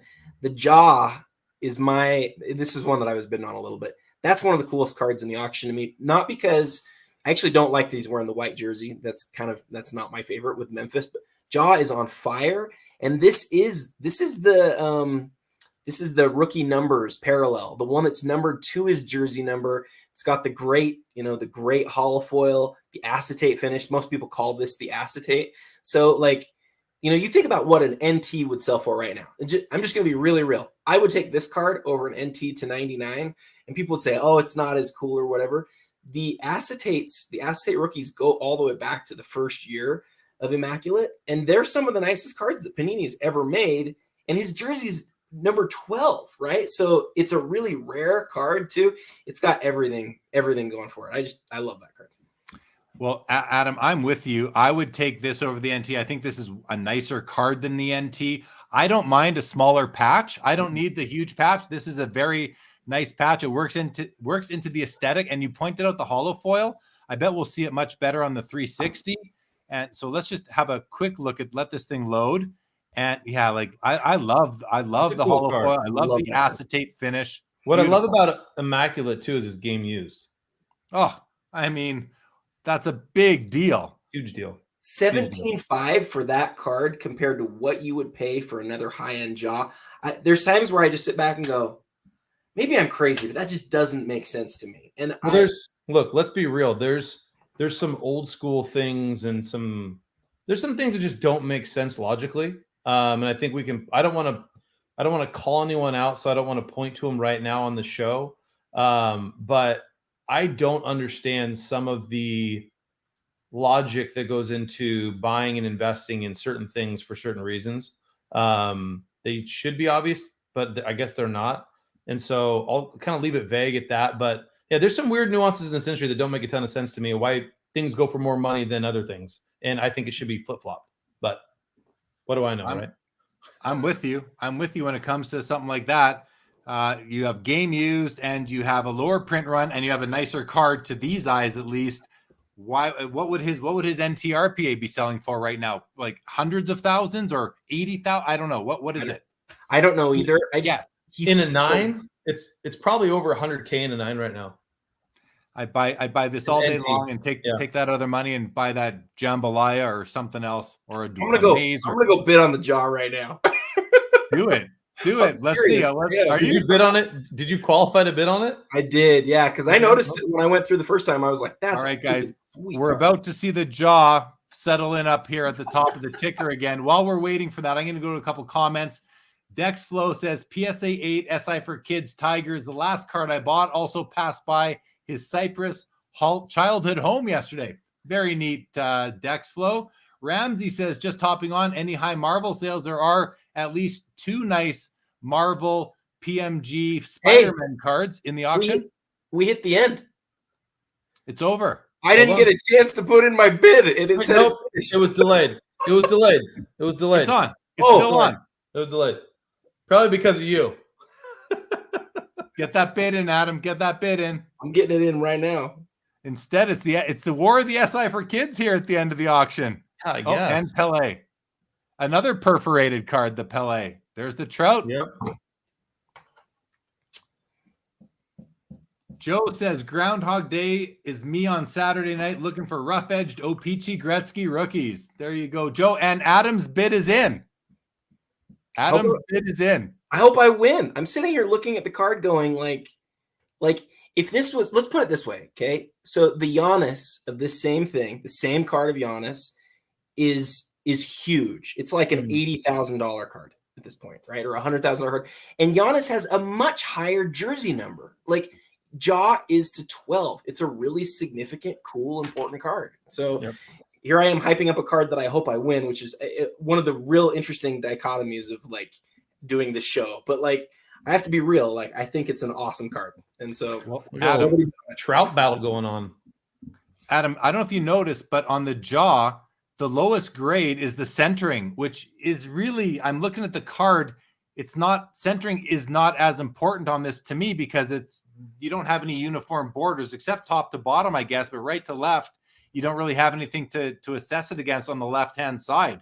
Maybe the very bottom point of his name bar, but other than that, that's a great card, man. As far as I'm concerned, I hope you win it, man. Good luck. That's a beauty. I hope I do too. I'll have to sell some other stuff, obviously, to get it. But what I would do, I'm just being real. Your guys' monthly auction's been doing a lot better, right? It's for sure. It's getting better. Hey, it's not monthly. It's weekly. It's weekly now. Yeah, it's weekly now. So like I would just send a couple of cards to the weekly and get that paid for. But if that goes to 18 plus buyer's premium, I'll be thrilled. CC wants to know, Jesse, when will PWCC attend the Sport Card Expo in Toronto? When's the next one? Jeremy, you should know. June 2nd to 5th. June 2nd to 5th? How big is it? How many tables are at that show? It's the second biggest show in the world behind the National. I don't know the number of tables, but it's like 250,000 square feet, I think. It's huge. June. It's usually in May, but because of, issues, they had to push back other things. The facility pushed them back a month. Well, CC, my email is jesse.craig@pwccmarketplace.com. Send me info on the show. I want to be there in June. We're making a concerted effort as a company to go to a lot more trade shows this year. Like we'll be at Culture Collision next weekend. We're going to be at the Dallas show the following weekend. We're going to be at the Mint in March. We're probably going to go to the Union in April. We're making an effort as a team to go to a lot more trade shows. So I'd love to be there in June. Just send me more info on it. Well, Jesse, I'll send you info. I'm pretty connected with the promoter Perfect. of the show. Perfect. And I'd love to hook you up with Steve Menzie, who runs it. And just as an FYI, I'll throw it up on the ticker right now. He has now expanded out west in Canada to Edmonton. So the Edmonton Expo, same show, same promoter, for the first time will be April 15th to 17th. I will be there. I will also be in Toronto June 2nd to 5th for the Expo, which has been going on since since the early 90s, as long as the National has. So it's a huge show, Jesse. April, so you think the Edmonton one in April is going to be big too? I mean, it won't be as big as the one in Toronto, but Well, sure. it'll be big. Okay. It's also a good show. Okay. Yeah. And I say love it's a good show. I love shows being in an area for the first time. Like I love that because I feel like there's a lot of pent up demand for those locations. So in Edmonton, I mean, that's got to be only a 4-hour flight from Oregon. Can't be that far. Not even. Yeah, not 3 even. hours maybe. That can't be that bad. It's not. Maybe 2.5 sort of thing. Okay. It's not bad at all. And there was a show there previously called the Summit. But the Summit show has just the promoter is just taken time off due to COVID, and now Steve from the Expo has kind of said, well, I'm going to go do a show there at the same facility. It's an excellent facility as well. So I'll send you some information. Okay, perfect. Yeah, definitely worthwhile. Adam, are you putting in more bids? Yes, I'm having a bidding war while you guys are talking about an expo that I don't. And All this right, trout, and Jesse, this trout, what is going on? Yeah, look, PSA 10s in those Bowman, those are tough. That's a very surface and centering condition card. A card that's so, I talked about earlier, sometimes in auctions, there's cards that I say, that didn't do as well as I thought it would. And there's cards that go, wow, that did a lot more than I thought it would. And that trout is doing much more than I thought it would. But you just never know these days. Yeah. And a gold, as we've talked about every show, Yep. gold is just, it's the age of gold right now. And it is. What is the red number to? Did you say it's number to 5? Yeah, the red's out of 5. Yeah. Yeah. I know that, rarity matters most, but rarity wins. That's something I say all the time, but gold is, and I know gold's not worth as much as the red. Like, it's just, people love that, They do. They really do. Rock Latex is wishing you good luck, Adam, on the jaw. And Ramsey here says, I've been stacking the Marvel PMG for about a year. This is a great auction. I was always buying before. I need to get back on you PWCC tip. I'm not sure what you meant by that, Ramsey, but I think it's good stuff there. Luke L says, it looks like I'm going to win the MJ 57 Fleer, number 57, the 86 Fleer. I know there are a few flaws, but it will, at the end of the day, it's a 10 considering the buy a monster steal. Well, let's take a quick look. I do have it up here. I believe there it is. It's at 200, so it's at 240 as we say out the door. And who is buying this card? Luke goes on to say that there's a few flaws. I want to look at it. I mean, I'm going very quickly here. Edges, corners. I mean, that doesn't bother me at all. A few extra fibers coming off. I wouldn't penalize it for that. Edges and corners look good. Okay. Imperfection, but nothing serious right there. This looks like a pretty nice copy from what I can see. Zoom out and look at the centering. Okay, so it's off center, left to right. Top to bottom looks pretty good. Left to right within that 45-55 boundary though. So I consider it a massive steal too. I mean, it's a very nice copy. Let's compare it now though to the SGC 10, which is at 160. So you're getting 20% off to buy the SGC 10. And this copy, I'm kind of looking at both edges as I come down. I see no imperfections on the edges, nor the corners at this magnification. I have to say, at this magnification. God, that card looks really nice. Yeah, I see no issues at all on the edges.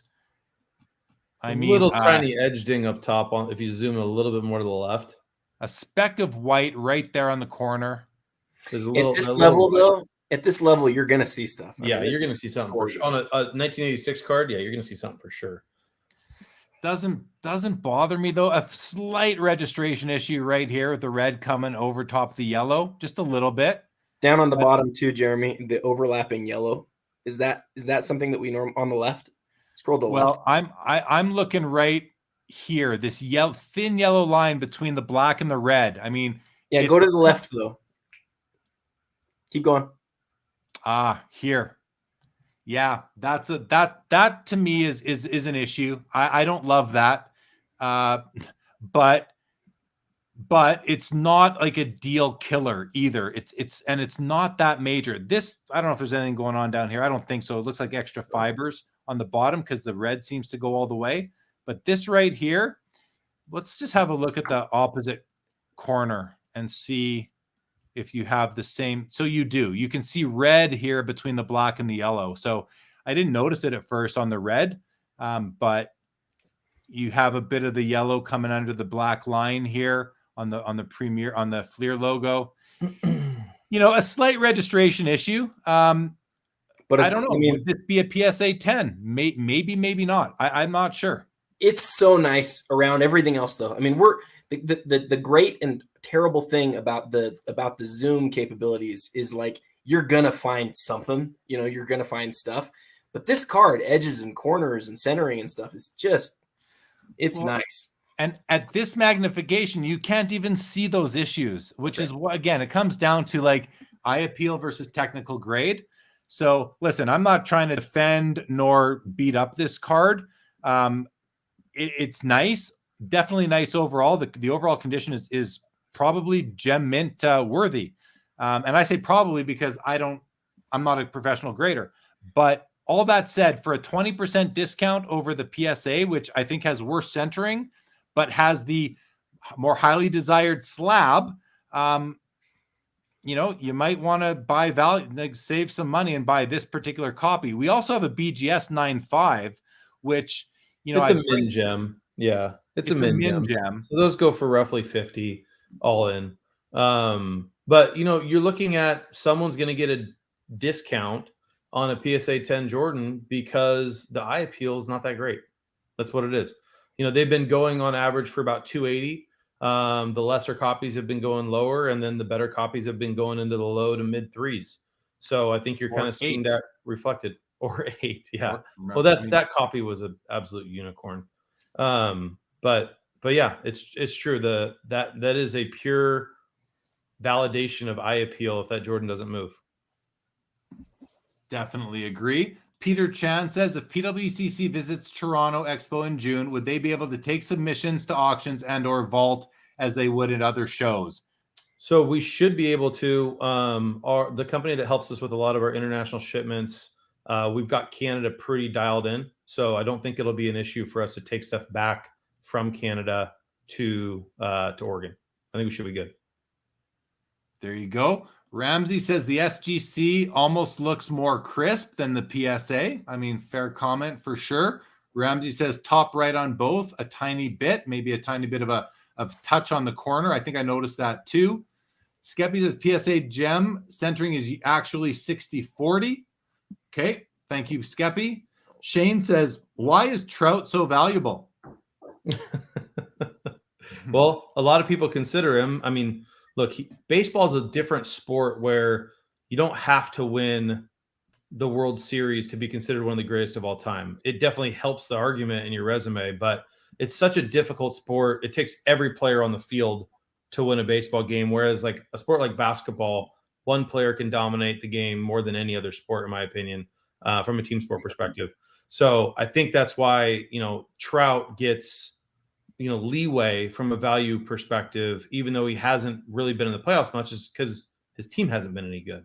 He's been incredible, and his numbers speak for it. All these advanced statistics and all these things, they show that he's going to go down as one of the top 2 or 3 greatest baseball players of all time if you look at statistics, and even more if he would have stayed healthy. So I think that's why Trout is worth so much money. If he ever wins a World Series, his stuff is going to it's going to skyrocket, in my opinion.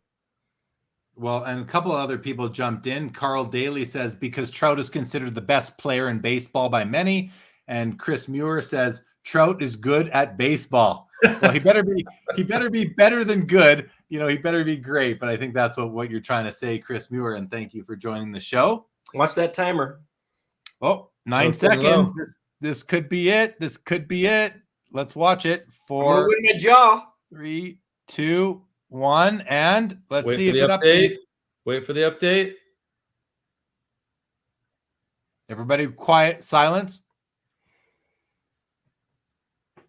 Shh, shh, shh. Watch the jaw's gonna get Y'all's gonna come back, take over for Pele.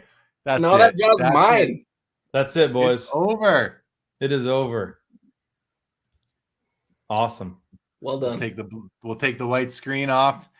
We'll put it back here. And what I like about the PWCC platform is that now that it's over, all the prices shown are with the buyer's premium built in. So we know exactly what these cards sold for. Yep. So let's take a minute and let's run through the first couple pages and look at the prices. So 2.04 million on the championship ticket Tom Brady BGS 8.5, 528,000 on the Trout Gold, 360 on the Kobe Bryant 03 limited logos. That did not get any bids in extended bidding. The championship the championship PMG Jordan out of 50 does $324,000. That had some action in extended here.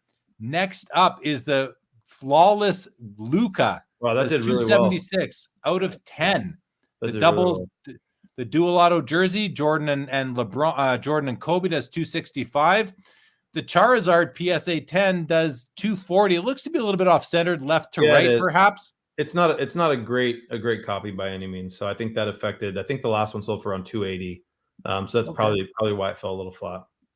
Okay, good. 240 on the Jordan, and congratulations to the chat participant who won the card. I'm sorry, can't remember. My apologies. Too many names going through. The Mickey Mantle. This was one of my favorite cards in the auction. The SGC 752 tops does 240. I love that card.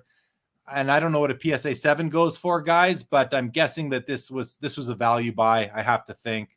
Do you know what a 7 goes for, Jesse? Around 3, give or take on quality. Okay. Yeah. And a nice one will go for 4, a crummy one maybe 250. So this looks like a nice 7 to me. So if this, it was a whisker. I know that card specifically. It was a whisker away from a PWCC A sticker. It's a pretty nice copy. It's a very nice copy for sure. We have a Brady Prism Black Finite 1 of 1. This is a 16th year card, does $240,000. Josh Allen does 228. Rookie Prism Gold. Brady Bowman Chrome Refractor SGC 10 does $216,000. Kobe Chrome Refractor BGS 10 in at 216. The SGC Jordan does 192. So 192 down there, 240 up here. So you save 50 grand by going for the SGC, which is better centered. So interesting. The Giannis NTRPA out of 25 does 180. Jeter SGC 10 does 168. Now a PSA 10. I mean, we've had estimates of over $500,000 on a PSA 10. I don't know what the last one sold for, but Jesse, your thoughts on was this a value buy for the buyer? I think so. That card's impossible. SGC 10s, PSA 10s. I know, PSA's brand is much bigger than SGC, but I think that's a good buy at 168 for an SGC 10. You just don't see those very often. I think the pop, what was the pop on it? Did it say 4? 4. Yeah. Yep. Yeah. And I mean, it's low on the PSA 10 too, right? Bowman Chrome Refractor PSA 9 Brady does 168. So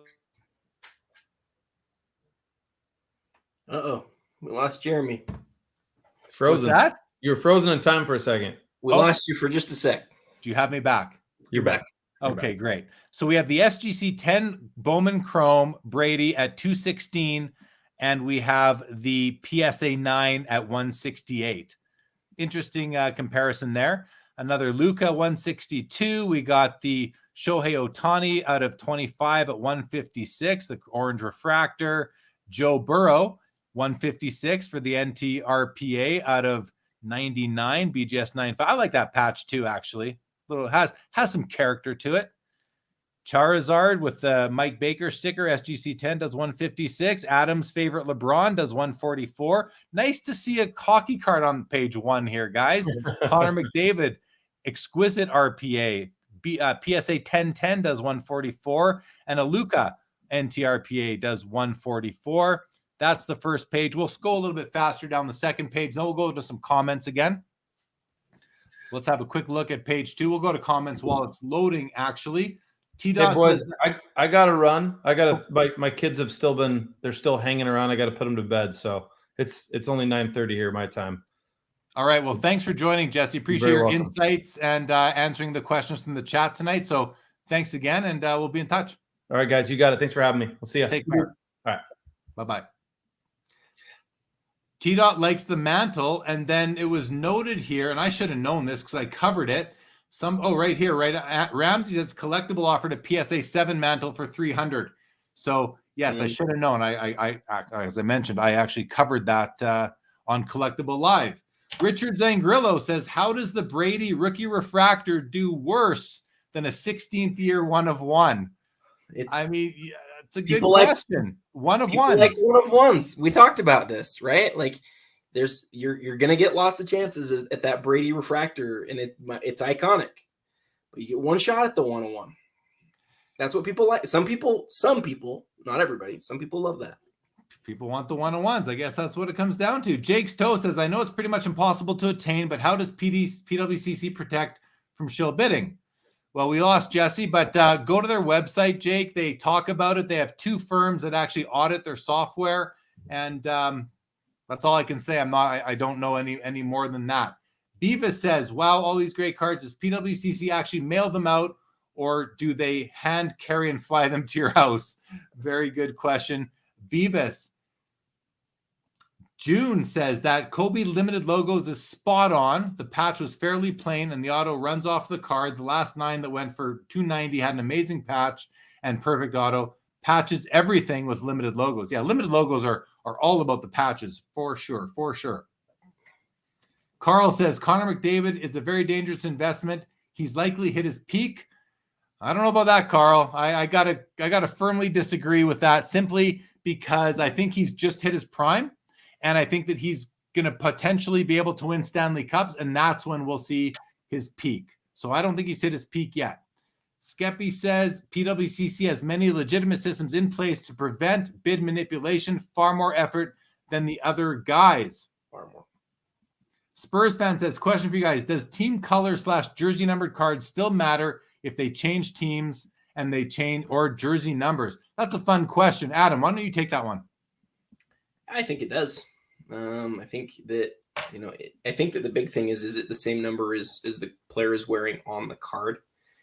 Kobe's one that I think about a lot because he changed numbers in the middle of his career for the same team. So I have a card that's 24 of 100 back when he was wearing 8. Still think it's probably cooler than the average number, but it's certainly not a jersey numbered card. It's special in some way, but I'd rather have it be 8 out of 100. So, yeah, for me, I do like a jersey numbered card. I also like a 1 of 99 or a 1 of 25 or a 100 of 100 or a 99 of 99. I even like I'll go as far. You guys in the chat, some of you will laugh at me, and that's okay. But I even like a card that might be numbered out of 99 of a player who wears jersey number, I don't know, maybe they wear number 97, but the card is numbered 87 of 99. So it's like, Sidney Crosby's jersey number on somebody else's card. Like that's how that, but I notice these things. I notice, even a Gretzky card numbered 23 of 99. It has Jordan's jersey number on it. I like that. I think it's cool. Am I gonna pay a premium for it?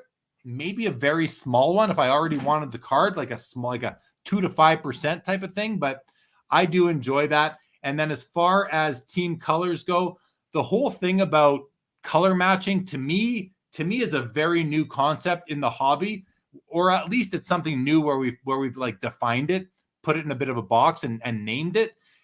Where in the past it was just a matter of aesthetics and overall eye appeal. So, but yes, I think it is important. I think the hobby thinks it's important. And again, we want to enjoy looking at our cards. At least I want to enjoy looking at my cards. I know a bunch of you do too. So the more eye appeal, the better it looks, the better the color scheme works, the better the overall design. yeah, I think it's important. And I think people are paying premiums for those things. And it's evident when it comes to Prism parallels. Color matches sell for more than lower numbered print runs of other parallels. Anything else, Adam? No, I think you're spot on. Ramsey says Connor, he's not at his peak quite yet, and if he is, he's going to hold on strong for a couple years at least. I mean, look at Sidney Crosby. He's 10 years older, and Alexander Ovechkin is 11 years older than Connor McDavid, and both these guys are still playing at a very high level. So Behind the Tank says, I think you're the only one on this strange numbers perspective. I'm okay with that. I'm totally okay with that. Beavis says, numbered cards for Marvel, the first card 1 of 10. I think they call it the alpha and is a big deal. I like that. I can understand that. Highlander says McDavid is just entering his prime, not even close to peaking, will probably go down as the third best player in NHL history. I will not disagree. I agree. I think Connor McDavid will go down as one of the best players ever as far as his skills. Now he needs a championship in order to solidify his place overall. And I think he will get one. I do think he will get one eventually. Jake's Toe says, Griffey to me is always a Mariner. I have very few of his Reds. Yeah, I'm with you, Jake, on Griffey. I collect his cards, but only in Mariners jerseys, similar to Jordan and Bulls and Jeremy Roenick in Chicago, to throw one out there as well. Ramsey says, I think anything out of 25 should be a variation photo. That you can't say should be, but you can say you'd prefer that. I think it's just a preference. But it's kind of an arbitrary thing to say or thing to want. And the card companies, every additional photo they use costs them money, goes into the budget, and changes the structure of a set.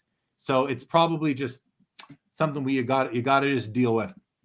Beavis says, I sold digital garbage pail kids and people would pay extra for the earliest mint numbers. Makes sense to me.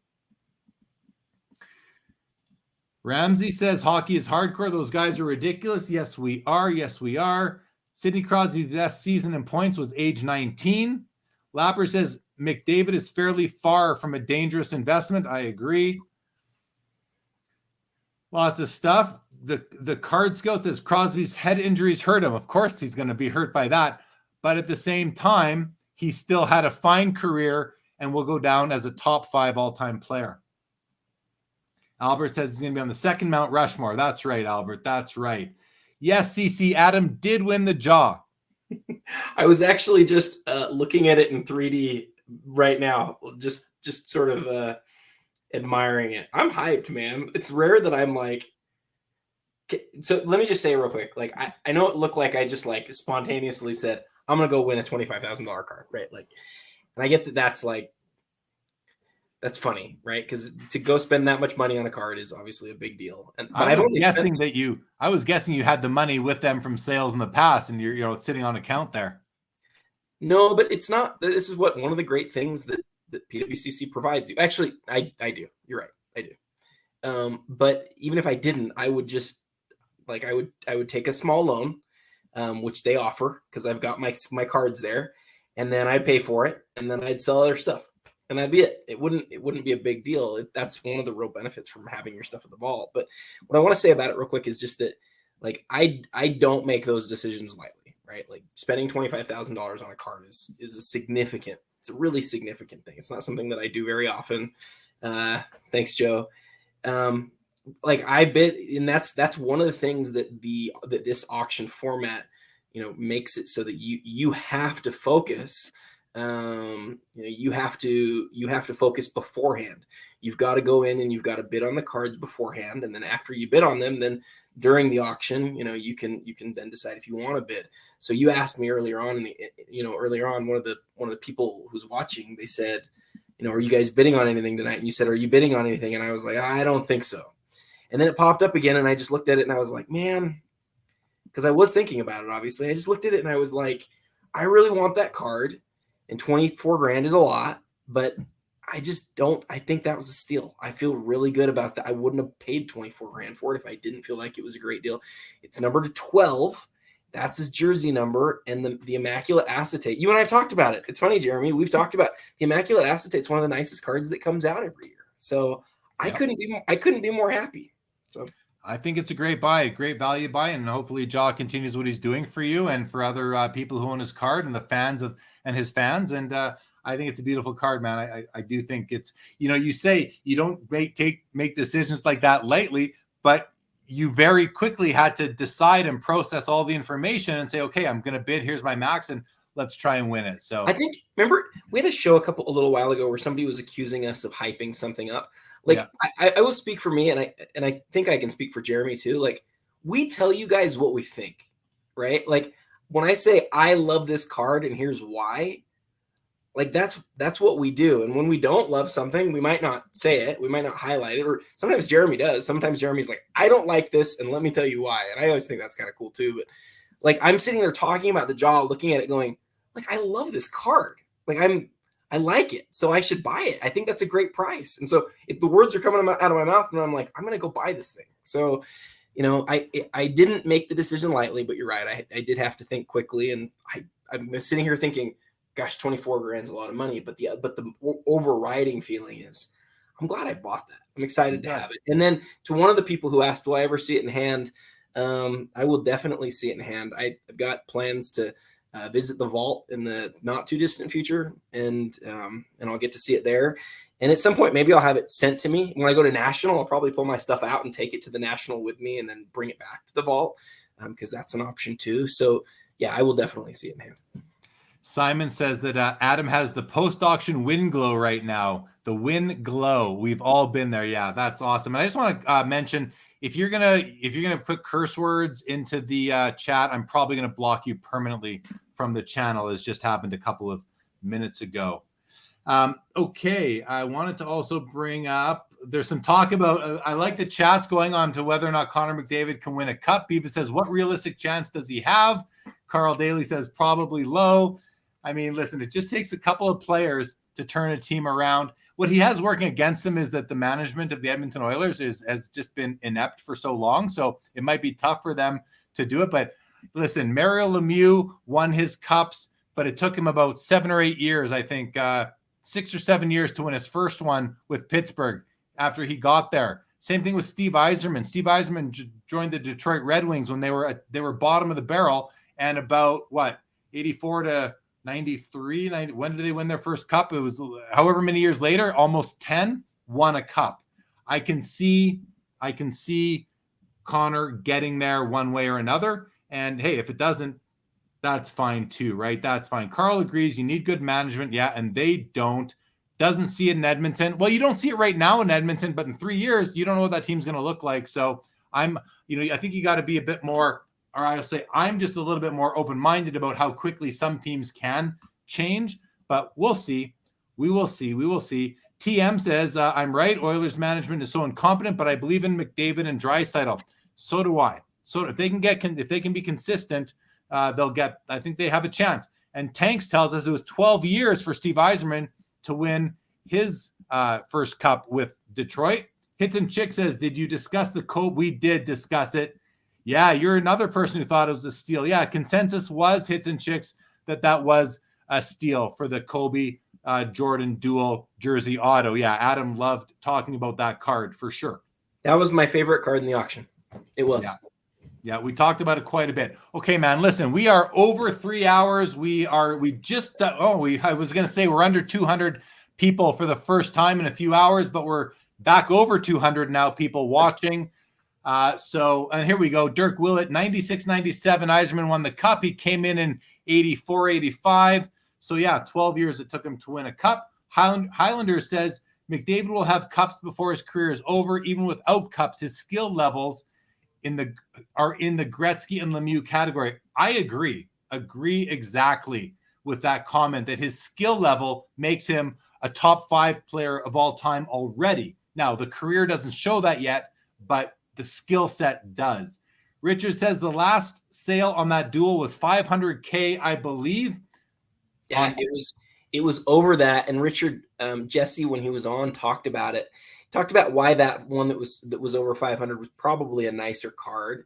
And when it sold, my eyebrows really went up, because it was just really an incredible sell. I think that it was disappointing what it sold for today.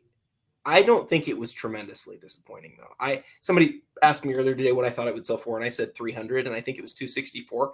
So it's pretty close. Pretty close.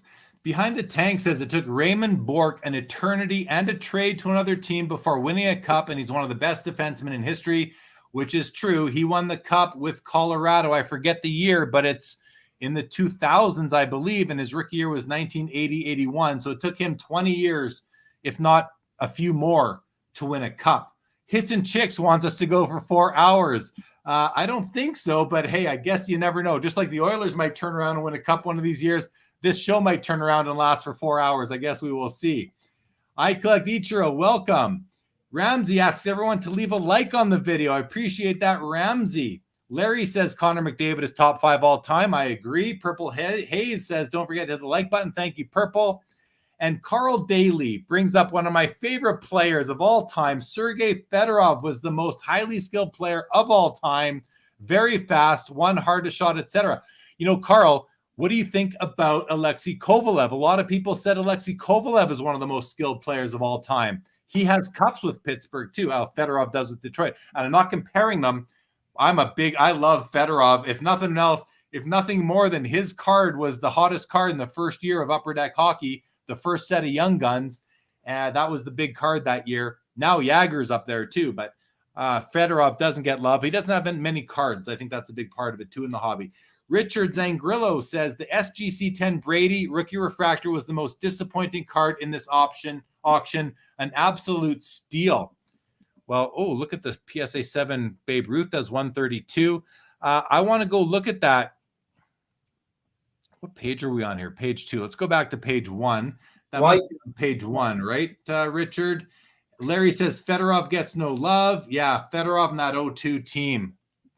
Hey, where they could put 5 Russians on the ice at once. It was awesome. Go ahead, Adam. So I love listening to you geek out about hockey because I love how much you love hockey. So it's actually fun for me to see like all the people going back and forth with you on it. I have a good friend of mine who's really like one of my best friends in the hobby, and he's also a Jazz fan. And the Jazz, like Donovan Mitchell has this thing with Jaw right now, because Donovan didn't get the love last year that he should have, even though the Jazz were number 1 in the West, number 1 in the league the whole year. And it's kind of frustrating to see now Jaw getting all this love, even though they're not number 1. Like we just always feel like our guys don't get enough love. And so anyway, he's watching right now, and he was like, you want a Jaw? And I'm like, oh, I know, I feel like a traitor a little bit, but I don't know. You just buy the cards you like, you know? Well, you know what? It's like, hey, I always put the hobby ahead of my own. Like, listen, I do not like the Edmonton Oilers. They are the biggest rival for my home team, the Calgary Flames. They're 3 hours. I can drive there in 3 hours. The Battle of Alberta is a real thing. It's been going on for a long time. I don't want the Oilers to win. However, I also do want them to win because I think it's good for the hobby, and I put the hobby ahead of my own allegiances, my own teams. I just do. I'm cardboard first, sports second. That might seem backwards to a lot of people. No. I don't care. It's who I am. Deal with it. You know, if you don't like it, too bad. So Jeremy, it's just the way it is. Jeremy, my least favorite player in the history of the NBA, a card of his sold tonight for $328,000, and it's a card that like is one of my best cards in my collection. And I'm like, people are like, why do you collect him if you hate him? He's the guy. He is the story of the sport. And from a collectible perspective, it doesn't get better than him. That doesn't mean I have to like him. He's the best player ever. That doesn't mean I have to like him. I can still collect him. So you and I are one and the same on this for sure. Right on. Okay, some more comments here. We're going to, this will go a little bit longer, I suppose. That's okay.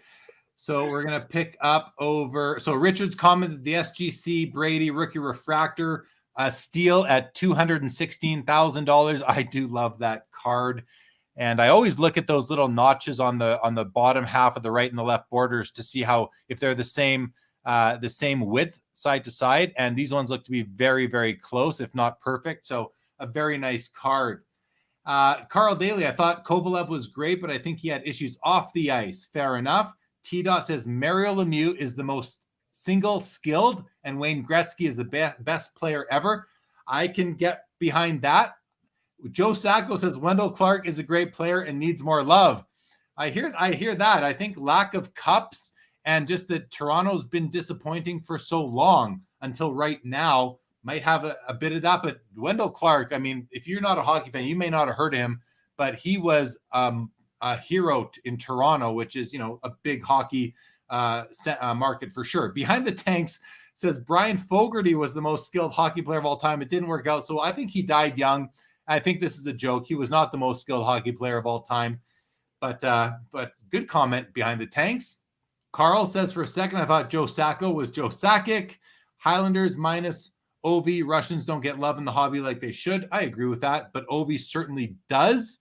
Albert tells you the jaw is overrated. Jake Stowe says, will SGC prices ever catch up with PSA? I mean, I don't think so, but you never know. You never know. You never know. You don't. There was a time, Jeremy, you probably remember this time. There was a time where Beckett was it was viewed as the best. You had the subgrades. They could grade both thick and thin cards really well. And in a lot of cases, they sold for a lot more. And this is for a long time. And then over a period of time, that just changed. And PSA is it's hard to believe that we ever felt that way. But we did.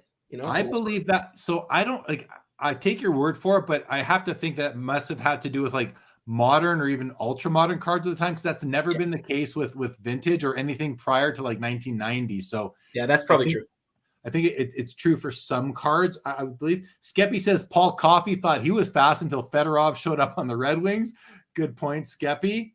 Carl says, sorry guys, I wasn't trying to say McDavid wasn't great. No, I never thought you were saying that, Carl. He has tremendous skill. I was just saying if he slows down right now, it would be bad. I don't think he's slowing down, though. I think he's still speeding up. I really, really do. 6 hours. Let's hit an all-time record. I don't think we're going to be able to do that tonight. Skeppy says, I think Pavel Bure was as good as Fedorov. Yeah, a bit of a different player, but definitely one of the best. Bure, Fedorov, Ovechkin, I think they're the best Russian players of all time. Kucherov, Vasilevsky, some people would argue for them. I'm sure there's a couple I'm not remembering. Paul Santos says, do you think Ovechkin will pass Gretzky for most goals of all time? I'm still going to say no. The hobby says yes. I like that the hobby says yes. It's good for the hobby, good for Ovechkin cards, but there's still a lot of goals to go. We will see what happens. T-Dot says Bobby Orr, best for his position all time. Maybe. Cale Makar's giving him a run for his money this year. Tank says, not a joke. Well, he was never the most skilled player, though, Tanks. He was from Brantford and was better than Gretzky at every level growing up. Maybe he had more points. Maybe the competition wasn't as... I don't buy it, Tanks, and I'm never going to. So we won't do that. Dirk says, no love for Dat. Oh, I forgot about Datsuk. Yeah, Datsuk's up there as well, for sure. Highlander says, Bure was better than Fedorov. T-Dot says, the Gretzky's, Mantles, Jordans, and the Wagners made PSA king. Richard wants to know which clubhouse is hits and which clubhouser is hits and chicks. I don't know, Rich. Let me know if you find out. Good night, Ramsey. Thank you for joining. Appreciate your chat tonight. Thank you for being here. Thank you, Buzzy. Says, great show. Thumbs up. Adam is wearing the same shirt I wore in my second grade school picture. I love it. I love it. That's hilarious. Joe Sacco, if Ovechkin can do it, I think he'd be great for hockey. I think it'd be great for hockey, too. Albert Jones says, stop that nonsense, Jeremy. Of course, Ovi is going to get it. Russian don't break. I hope he does. I want him to get it, and I don't think it doesn't affect Gretzky cards at all. I hope he gets it, definitely. Different times, definitely different times. I think we're talking about the Gretzky versus Fogarty thing. Slab strong for life. His hits and chicks, that must maybe... Is that Tim? Or is it Tim's fiance, maybe? What is a jaw? Is he a Czech goalie? Do you guys buy Vaz? I don't buy him, Carl, but I think he's the real deal. He's got Vezina trophies, Stanley Cups. He's great. June congratulates you, Adam, on the jaw. Fantastic card. Nice to hear that from a collector like June Kim. Knows what he's talking about. Ichiro says, is the baseball card market ever going to close the gap between its basketball card counterparts? Not at the rate things are going right now. I don't think so. Not at the rate things are going. Ivan Drago broke. Yeah, but he had Rocky in his face. Of course he did. Of course he did. He's actually helping Gretzky's cards. I can see that too, Albert. All right, bottom of the comments. We're going to wrap up. We are going to wrap up. Adam, let's do final comments from you. I'll hit the chat one more time, give my own, and then we're done.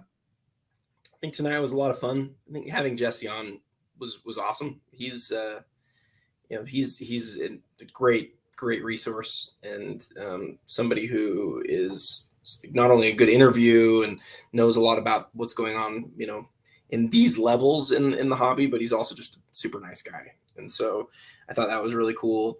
I think I feel really cool that I got to win a card. We talk about it always, but we hadn't won anything yet on the show. And so it's nice to put a 1 next to my name. Like, okay, I finally got something. I'm still annoyed that I didn't get that mic in from a couple of shows ago. That was such a nice card. And, you got to be opportunistic, right? Like there's an investing strategy called, opportunistic. And that's the same thing, with cards. You got to look for things when they sell for less than you think that they're going to, and you think maybe the market's got it a little bit wrong.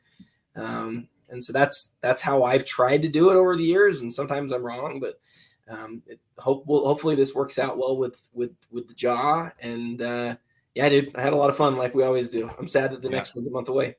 Well, we'll do it again in a month. I appreciate you being here as always, Adam. Carl Daly, thank you very much. Appreciate it. Same to you, Jake. Much appreciated.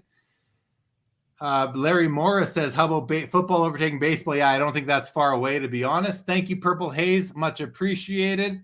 Jake's Toe. Adam's Instagram is at @TheReal27Guy. TheReal27Guy. That's how you'll find him. Or BCF Mag. You'll find him there as well. Guys, I want everybody to know upcoming episodes. So next Friday, I have Steve Foley, the CEO of a new hobby company called TradeSafe. I am involved with TradeSafe as well. Very proud of it. And so check it out. We're going to be sort of launching this business on February the 26th. Steve will be joining to discuss it. If you have ever done a deal and you have not really been able to trust the other end, or you didn't want to, or you didn't do trades because you didn't know if who would send first, or if the card would come and it was high value, TradeSafe is a solution to those problems. So check it out. We'll be educating everybody on what that is a week from today. Again, very excited to launch TradeSafe. The week after that, Eddie Siegel. You know him. He is live. I can't do it, but we are live. We are live. Eddie Siegel from Investicard is going to be joining us, talking about what he's up to. And then on March 19th, John Wee, who is the founder of the Center Stage app. If you haven't downloaded the Center Stage app yet on your iPhone or your, what's the other one called? iPhone or Android, download it. It is very cool app. John will be joining. He's a great guy, all about growing the hobby, just like the rest of us are. So check that out. Excited to have him on. Hits and Chicks, still loving Slab Strong. Thank you very much, Joe. Thank you, Paul Santos. Appreciate it. Carl Daly, there you go. You'll be interested to meet Steve, and we'll be talking about what exactly TradeSafe is. Go on Instagram, at TradeSafe Hub is the Instagram handle. You can find us, the account there that Steve is running, as well as on Twitter. All that said, tomorrow, Collectible Live. Looking forward to that. Ryan Nolan, you've seen him before on the show. He is the author of Spotting Fakes. He will be my guest tomorrow night on the Collectible TV YouTube channel, 7 o'clock Eastern. That's going to be a fun one. There's been a ton of buyout offers made, some accepted, lots going on Collectible recently. And I didn't do a show last week, so we'll cover all of that. That's about all I got. If you're not yet subscribed to Sports Cards Live, please hit the subscribe button. Here's where you can follow me on all my socials, guys. Check it out. Instagram, Twitter, Facebook, and Richard's favorite place to be, Clubhouse. All right. That is it.